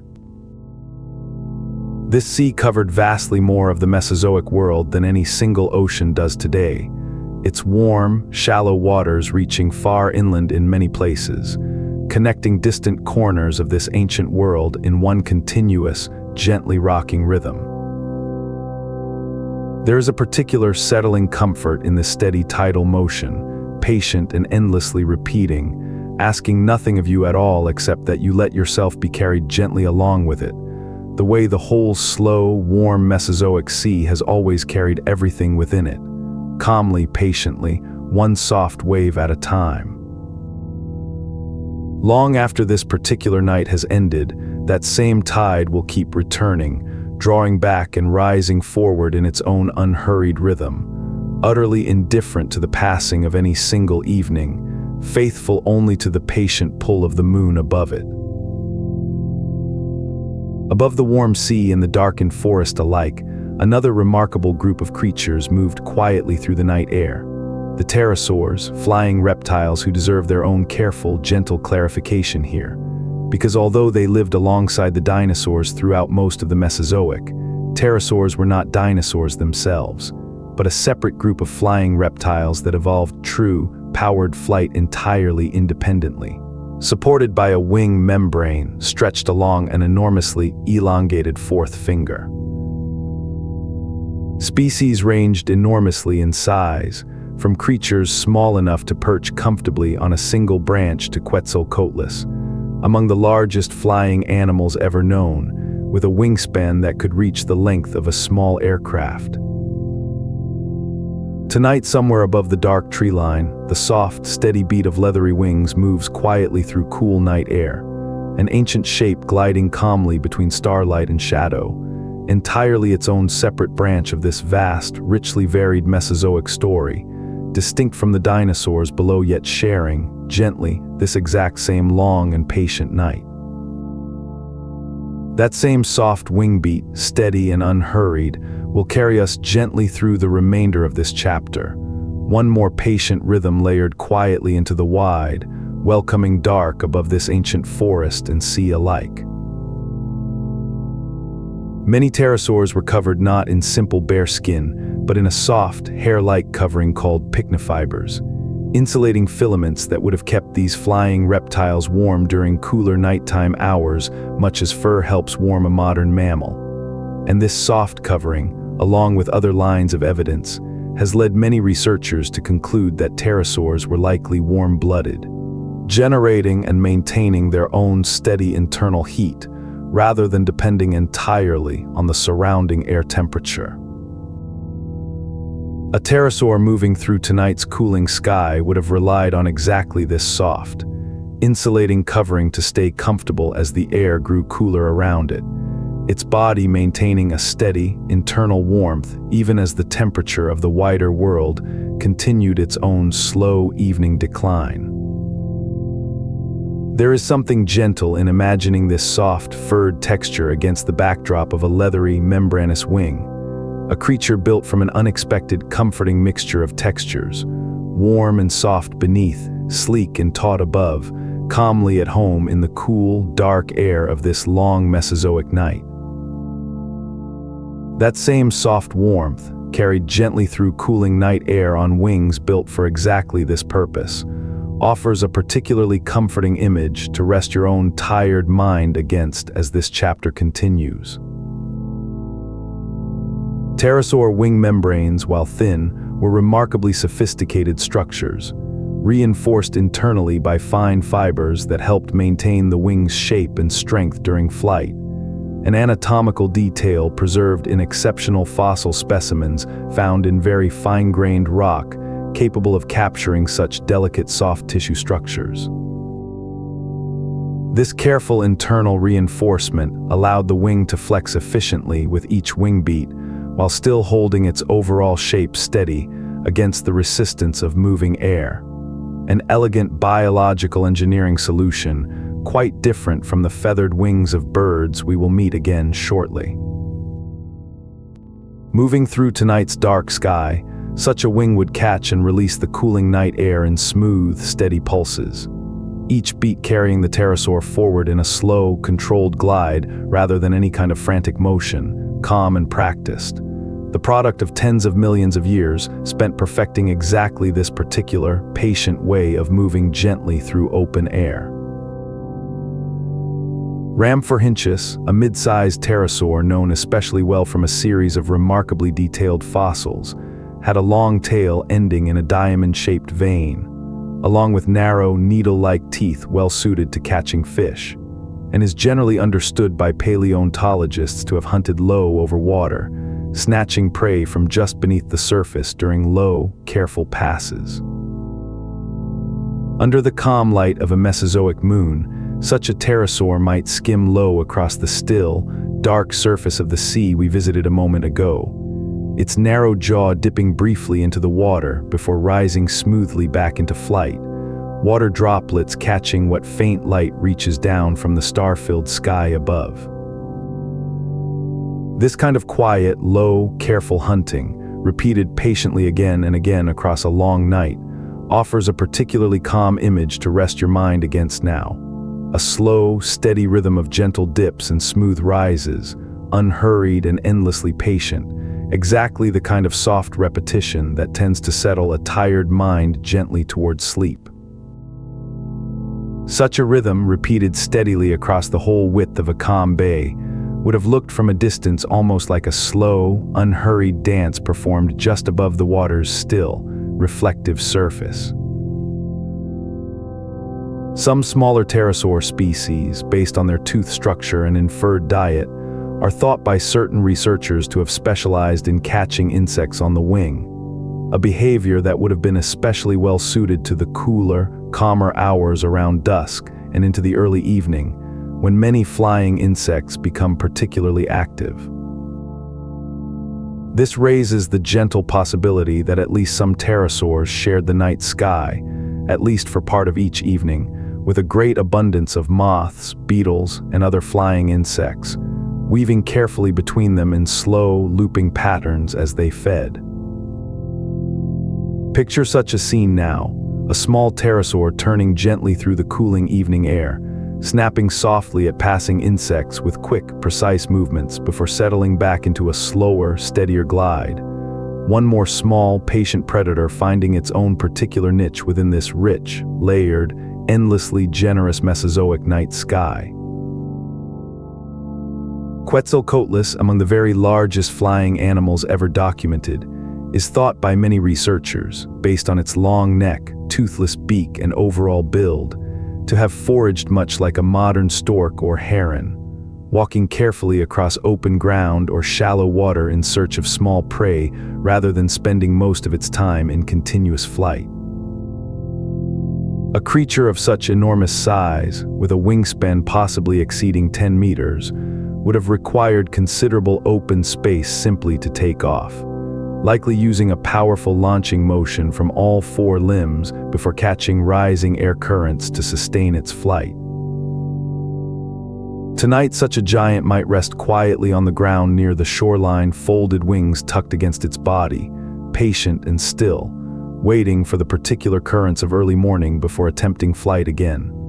An enormous, calm shape settled into the dark, exactly the way every other creature in this story eventually settles, patiently, into its own kind of rest. Even a creature of such extraordinary size, then, spent much of its time not in dramatic flight, but in this same slow, patient, ground-bound searching shared by so many quieter creatures throughout this long night. It was also during the later stretches of the Mesozoic, particularly the Jurassic period, that the first true birds began to appear, with Archaeopteryx, discovered in exceptionally fine-grained limestone in what is now Germany, standing as one of the most famous and important fossils in the whole history of paleontology, showing a striking mixture of reptilian features, such as teeth and a long bony tail, alongside clearly developed feathers arranged in a pattern closely resembling modern bird wings. Archaeopteryx is generally understood today as an early branch along the specific evolutionary lineage, connecting small feathered theropod dinosaurs to modern birds, a genuinely remarkable transitional creature that helps illustrate just how gradual and continuous this particular evolutionary story truly was. Imagining Archaeopteryx moving through tonight's cooling air, likely capable of at least some form of gliding or weak-powered flight between low branches, offers a quiet, tangible bridge between the feathered theropods we met earlier and the true birds still to come in this long, patient story. By the later Cretaceous period, true birds had diversified considerably, including groups such as Confuciusornis, notable for having one of the earliest true toothless beaks known among birds, and Ichthyornis, a small seabird-like creature that still retained teeth alongside an otherwise fairly modern bird skeleton, together illustrating the gradual, patient way that recognizably modern bird features accumulated gradually across many millions of years, rather than arriving all at once. These early birds would have added their own particular voice to the layered soundscape of this ancient night. Soft calls and rustling wing beats moving through darkened branches, alongside the pterosaurs, theropods, and countless insects we have already met. It is worth pausing here to hold gently in mind that these early birds were not simply cousins of the dinosaurs, but were, and are, dinosaurs themselves, a detail we will return to more fully near the very end of our long journey together tonight. Their calls, softer and less complex than the elaborate songs of many modern birds, nonetheless carried the same basic, comforting shape, a small living voice offered gently out into the vast, quiet dark surrounding it. The relationship between feathered flight and gliding flight represents one of the more fascinating areas of ongoing paleontological research, with some scientists proposing that flight may have evolved gradually through small, feathered theropods, first using their feathered forelimbs for balance while running or leaping, only later developing the capacity for sustained, powered flight, while other researchers favor a model beginning instead with gliding from elevated positions, such as tree branches. Both ideas remain the subject of careful, ongoing scientific debate, genuinely unresolved rather than settled, and it is worth resting comfortably in that uncertainty rather than reaching for a firmer answer than the evidence currently allows. Tonight, somewhere in the dark canopy above us, a small feathered creature might be doing exactly this, leaping and gliding in short, careful arcs between branches. One more patient, ongoing experiment in the vast, unhurried evolutionary story that would eventually give rise to every bird alive in our own modern skies. As we close this chapter on wings in the dark sky, let the whole layered movement of this nighttime air settle gently over you now. Leathery pterosaur wings beating in slow, steady rhythm, small early birds gliding quietly between shadowed branches, insects drifting low through cooling currents beneath them all. Two entirely separate lineages, the reptilian pterosaurs and the increasingly bird-like theropods, were each independently exploring, across these same millions of patient years, their own particular paths into open air, neither one aware of the other's parallel journey, both simply following the same slow, careful pull toward flight. There is a quiet wonder in that parallel, unhurried searching, two very different kinds of creature reaching independently toward the same open sky, and it offers, perhaps, one more gentle thing to rest your own tired mind against tonight, the reminder that even something as remarkable as flight was, in the end, simply the product of patient, gradual, unhurried time. Neither lineage rushed toward this shared destination, each one simply following, across countless patient generations, whatever small advantage happened to serve it best, until eventually and gently, true flight was the calm, unhurried result. Let us turn our attention now to some of the quieter, more tender scenes of this long Mesozoic night, the nesting grounds where the next generation of this ancient world lay carefully sheltered, waiting patiently for morning. One of the most significant discoveries in this area came from a dinosaur called Mesozoic, a duck-billed herbivore whose name, fittingly, means good mother lizard, given to it after paleontologists uncovered extensive nesting sites containing not just eggs, but the remains of hatchlings that appeared to have stayed within the nest for some time after hatching, their teeth showing signs of wear consistent with having been fed by an attentive parent. This discovery marked an important shift in how scientists understood dinosaur behavior, moving away from an older assumption that dinosaurs simply abandoned their eggs and toward a richer picture involving real, sustained parental care. Tonight, somewhere across a quiet nesting ground, a Mesozoic rests close beside her clutch, calm and watchful. Exactly the same patient, protective presence that countless parents, across countless species, have offered their young throughout the whole long history of this ancient, unhurried world. Mesozoic and several other duck-billed dinosaur species are understood, based on extensive fossil evidence, to have nested colonially, meaning many individual mothers built and tended their nests close together within the same general area, much as certain modern seabirds still do today, gathering in large, shared colonies rather than nesting in complete isolation. Fossil nesting sites containing dozens or even hundreds of individual nests, spaced at fairly regular intervals, suggest careful, deliberate arrangement rather than random scattering, each nest positioned just far enough from its neighbors to allow a parent room to move and tend to it without disturbing the nest beside it. Imagine such a colony now, spread quietly across an open, gently sloping hillside beneath the stars. Dozens of low, mounded nests, each holding its own careful clutch of eggs. Dozens of watchful parents settled nearby, the whole colony resting together in one shared, patient hush. A whole community quietly caring for its own next generation beneath the same calm Mesozoic sky. A quiet visitor walking carefully between these nests tonight, respectful and unhurried, would find the whole hillside humming softly with this same patient, protective attentiveness, one gentle vigil after another stretching away into the dark.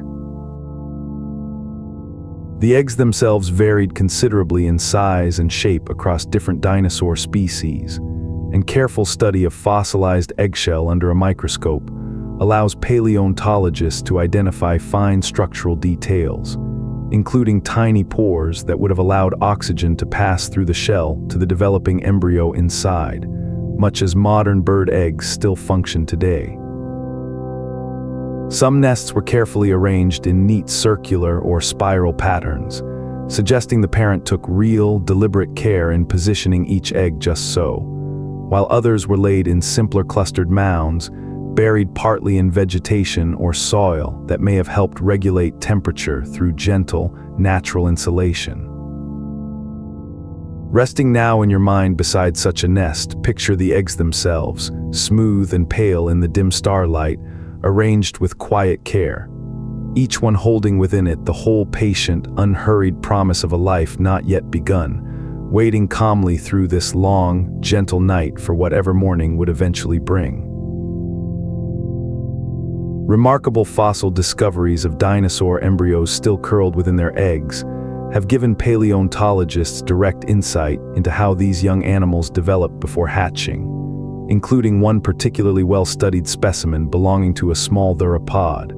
preserved in a posture strikingly similar to that of a modern bird embryo just before hatching, tucked with its head beneath one forelimb in a position that may have helped guide a successful hatching. This kind of finding offers a genuinely moving, tangible connection between the ancient nests we are picturing tonight and the eggs of birds still hatching in nests all across our own modern world. A continuity of gentle, careful biological process stretching, unbroken across tens of millions of years. Picture that same careful, curled posture now, safe within its smooth shell, patient and still, waiting through this long, dark night for the slow, steady work of development to finish its own unhurried course, exactly as it always has, and exactly as it still does today. Let that same gentle continuity settle over you now, a single careful posture, curled and patient, connecting this ancient shell to every quiet nest that has ever sheltered a small life waiting calmly for morning. Some dinosaurs, particularly small theropods called oviraptorids, have been found fossilized in a strikingly direct brooding posture, their bodies settled low and carefully over a circular clutch of eggs, limbs spread in a manner remarkably similar to how many modern ground-nesting birds sit upon their own nests today. One especially famous specimen, discovered still in this exact posture, offered scientists dramatic, direct physical evidence that at least some dinosaurs actively incubated their eggs through close bodily contact, rather than simply relying on ambient temperature or burial in warm vegetation. Imagine such a creature now, settled low and quiet over its own careful clutch, feathered body curved protectively around the eggs beneath it, entirely still through the cooling hours of the night, patient and watchful in exactly the same devoted, unhurried way that so many parents, across so many different kinds of creature, have offered their young since long before this particular Mesozoic night, and long after it as well.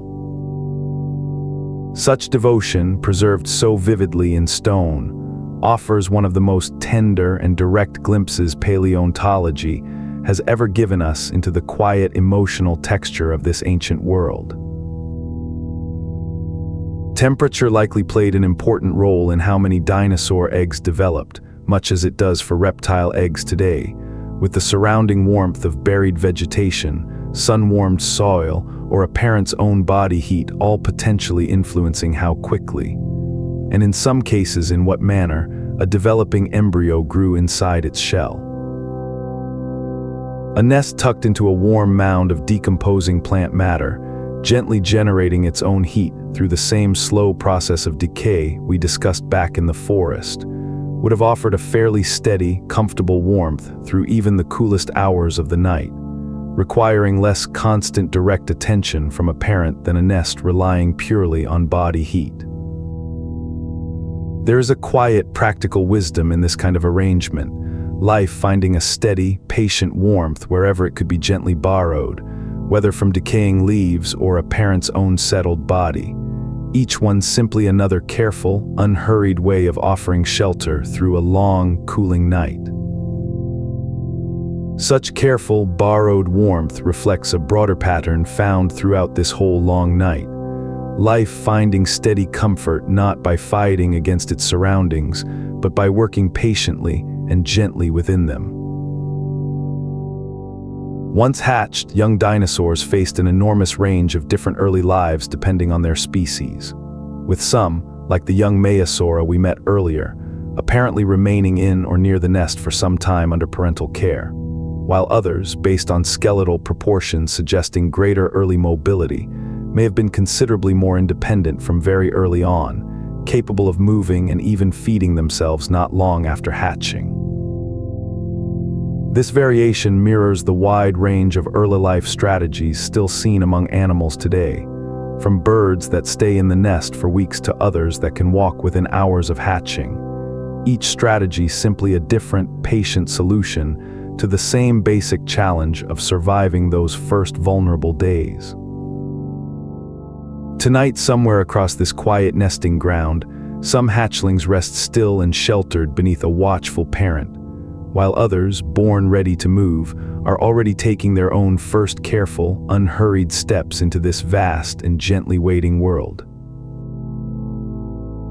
Growth rates among young dinosaurs varied considerably by species, and studies of bone tissue in juvenile specimens, examined in the same kind of fine microscopic detail, used to study the growth of the great sauropods earlier in our journey, reveal that many dinosaurs grew remarkably quickly during these early years, reaching a considerable portion of their adult size well before reaching full maturity.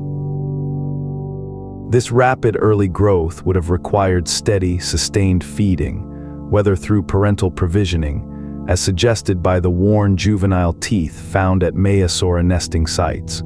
or through independent foraging among more precocious hatchlings finding their own food from the very start.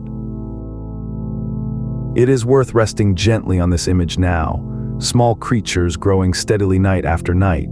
fed and warmed and sheltered by whatever careful means their particular species relied upon, each one slowly, patiently becoming, across seasons and years, the adult shapes we have met throughout the rest of this long Mesozoic story.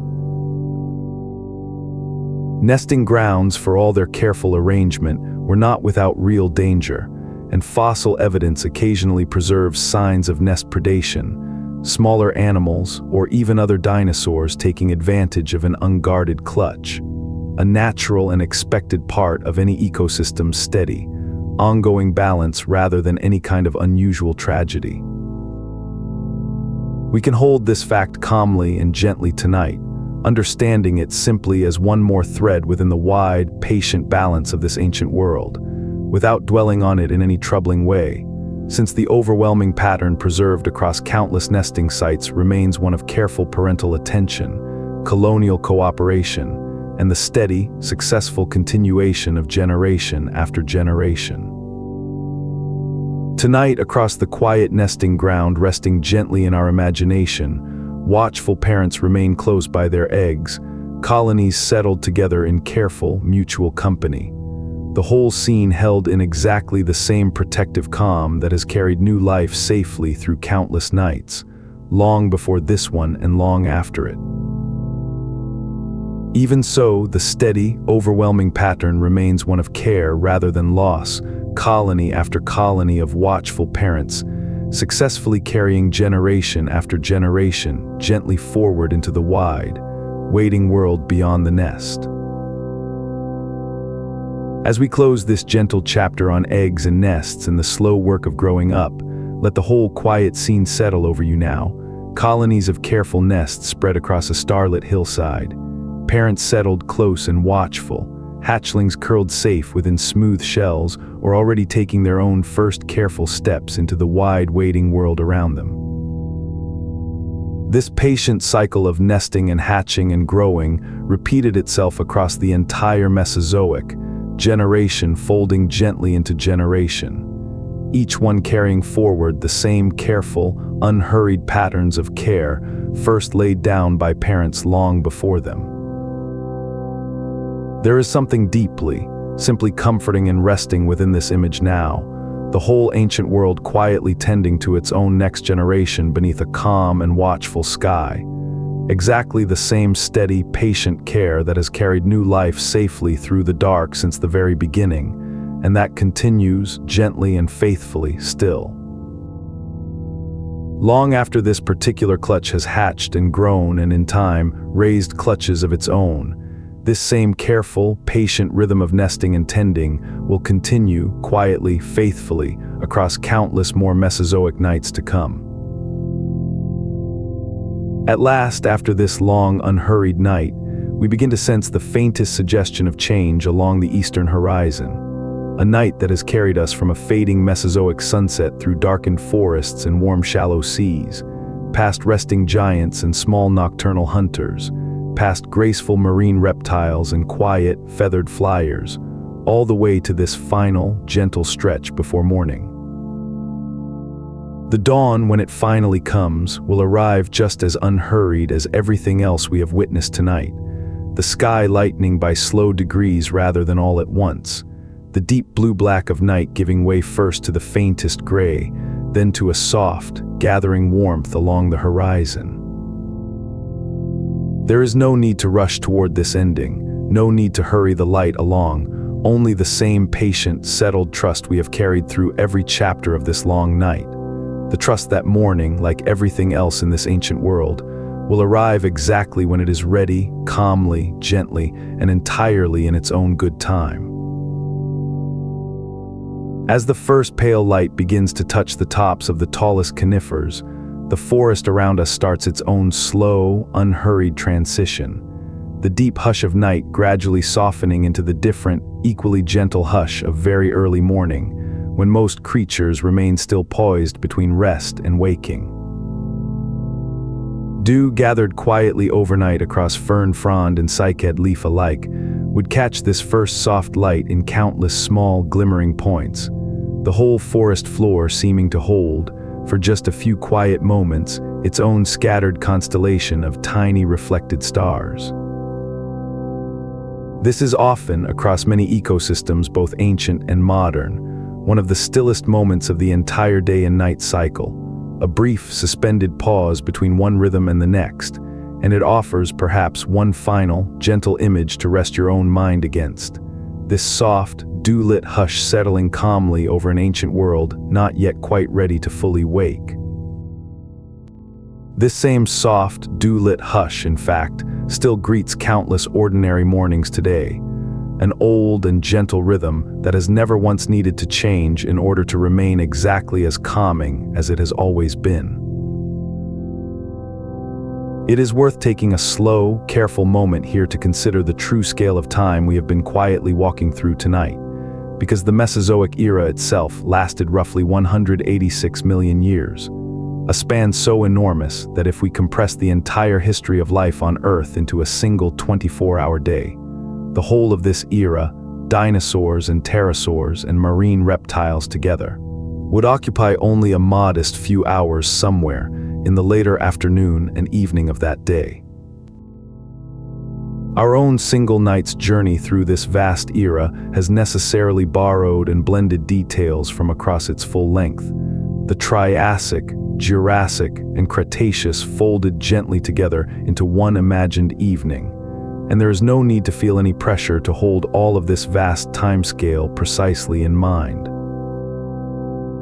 It is enough simply to have rested for a while within its patient, unhurried scale, letting the sheer size of deep time offer its own quiet, calming perspective on whatever smaller concerns might otherwise have kept your own mind busy tonight. Around 66 million years ago, at the very end of the Cretaceous period, the Mesozoic era came to its close, marked by a major asteroid impact along with significant volcanic activity that together brought about substantial, long-lasting changes to Earth's climate and ecosystems. A transition scientists refer to as the End Cretaceous or KPG boundary event. We can hold this fact gently and calmly tonight, understanding it simply as one further chapter in the very long, ongoing story of this ancient world. A genuine turning point, certainly, yet one that unfolded within the same vast, patient framework of deep time that has shaped every other event we have considered tonight. Many groups of Mesozoic life did not continue on beyond this boundary, including the non-avian dinosaurs, the pterosaurs, and the great marine reptiles we spent time with earlier this evening. Their long, rich story reaching, at this point, its own quiet and natural close. Even so, the ecosystems shaped by this event did not vanish so much as transform, slowly and gradually, into new arrangements of life that would, across the following tens of millions of years, eventually give rise to the world we know now. It is important, though, gently and clearly, to correct a common misunderstanding here, because it is simply not accurate to say that all dinosaurs disappeared at the end of the Cretaceous, since birds are themselves, according to the overwhelming consensus of modern paleontology, a surviving lineage of theropod dinosaurs, direct descendants of exactly the same small, feathered hunters we spent time with earlier tonight in our chapter on night hunters.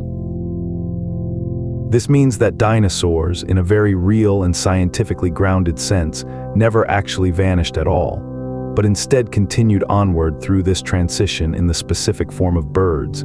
carrying forward, across the following 66 million years, the same fundamental lineage that once included Velociraptor and Troodon and Compsognathus. There is something quietly wonderful in this continuity, the knowledge that any soft birdsong drifting through a modern morning carries within it an unbroken thread reaching all the way back to exactly the kind of small, quiet, feathered creatures who once moved gently through the Mesozoic dark we have spent this whole night exploring together.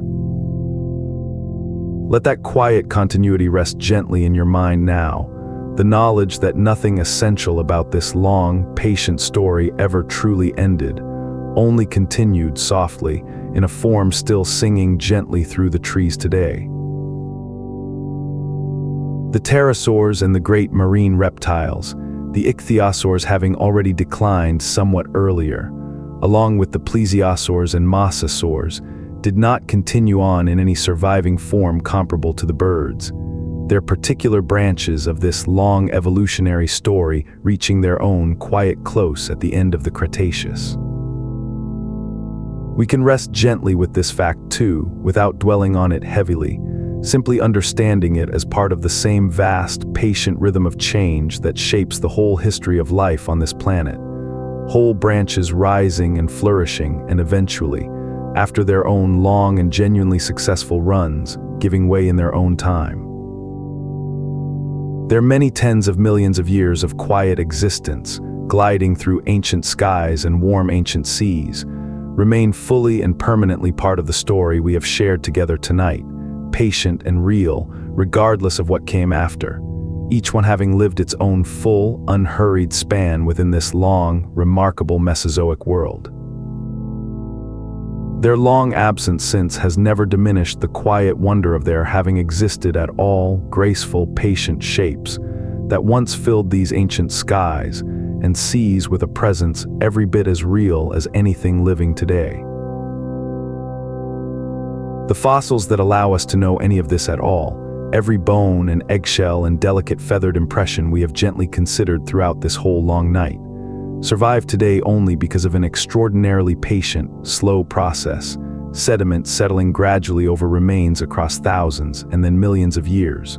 mineral gradually replacing organic material, layer upon careful layer building up above until, eventually, through further slow processes of geological uplift and erosion, these ancient remains are finally exposed again to careful, curious human hands.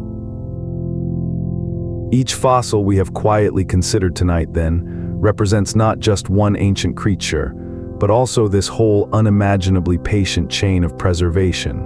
an entire planet slowly, faithfully keeping careful record of its own deep past.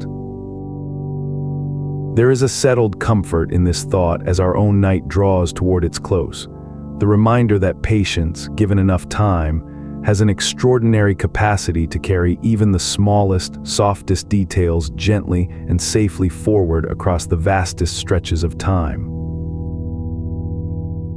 As the sky continues its own slow lightening now, painting the underside of scattered clouds in soft gold and gentle rose, it is worth remembering that every single detail we have shared together tonight, from a sauropod's slowly lowering neck to the faint reddish banding on a small theropod's feathered tail, comes to us through the careful, patient work of paleontologists, scientists who spend long careers piecing together this ancient world fragment by fragment, bone by bone, often revising their own earlier ideas as new evidence patiently comes to light. Science, much like this long night itself, moves forward not in sudden leaps but through slow, careful, cumulative effort. One careful observation gently layered upon another across generations of quiet, dedicated work. There is something worth resting on in that too, the reminder that even our own understanding of this ancient world remains a patient, ongoing story, gently, steadily unfolding, much the way morning itself is unfolding now, softly, unhurried, across the whole waking sky above us. It is worth feeling a small, quiet gratitude for this patient labor now, for the countless careful hours spent by careful hands and careful minds, simply so that a story this old could still be gently told and gently heard tonight. As true morning light finally begins to spread fully across this ancient landscape, birds, the living, breathing continuation of the dinosaur lineage we have spent so much of tonight exploring, begin their own soft morning calls somewhere in the brightening treetops. A gentle, familiar sound that would have drifted through Cretaceous mornings in forms not entirely unlike the birdsong drifting through our own mornings today. This is, in its own quiet way, a genuinely remarkable thing to rest your mind upon as our long night finally draws to its close. The idea that this same soft, ancient rhythm of morning birdsong has continued, essentially unbroken, across 66 million years and more, connecting this long-imagined Mesozoic night directly to whatever quiet morning eventually greets you, whenever you finally wake. The thread has never actually broken. It has simply continued, patiently, softly, exactly as unhurried as everything else in this long, gentle story. Let that soft, continuous birdsong be one of the last images you carry with you now, an unbroken thread of sound reaching gently across 66 million years to meet you exactly where you are. And so our long night in the Mesozoic finally comes to its own soft, unhurried close, 100 quiet facts gently offered and gently received, an entire ancient world of resting giants and small nocturnal hunters, graceful marine reptiles and soft-winged flyers, careful nesting parents and patient, curious scientists, all folded gently together into this single, calm, imagined evening. The sun that set so slowly at the very beginning of our journey has, by now, fully returned, spreading its familiar warm light once more across a world that has never, in all the millions of years since, truly stopped turning, never stopped its own slow, patient rhythm of dusk following day and dawn following night, over and over, endlessly, gently, the same as it ever was. Wherever you are now, whatever your own particular night looks like, know that this same old, patient rhythm is holding you too, exactly as gently as it has held every quiet creature we have visited together tonight, carrying you, softly and surely, all the way through to your own calm and waiting morning. And that brings us to the end of tonight's long, quiet journey through the Mesozoic. Thank you for spending these slow hours with me, drifting together through forests and shallow seas, past resting giants and small, careful, nocturnal lives, all the way to this soft, returning light. If your mind is already somewhere far away, gently unraveled and half dreaming, then this night has done exactly what it set out to do. There is nothing more you need to hold on to now, no fact to remember, no thread to follow, only the soft, settled quiet we have built together, fact by fact, hour by hour. Let your body sink a little deeper now, let your breathing slow, let whatever tension the day left behind finally loosen and drift away. Wherever you are, I hope you feel safe and warm and completely at rest. Sleep well gently for as long as you need. I will be right here whenever you would like to return for another long, quiet night among the stars. Good night. QC, chapters equals 10 facts equals 100 words equals 19,514.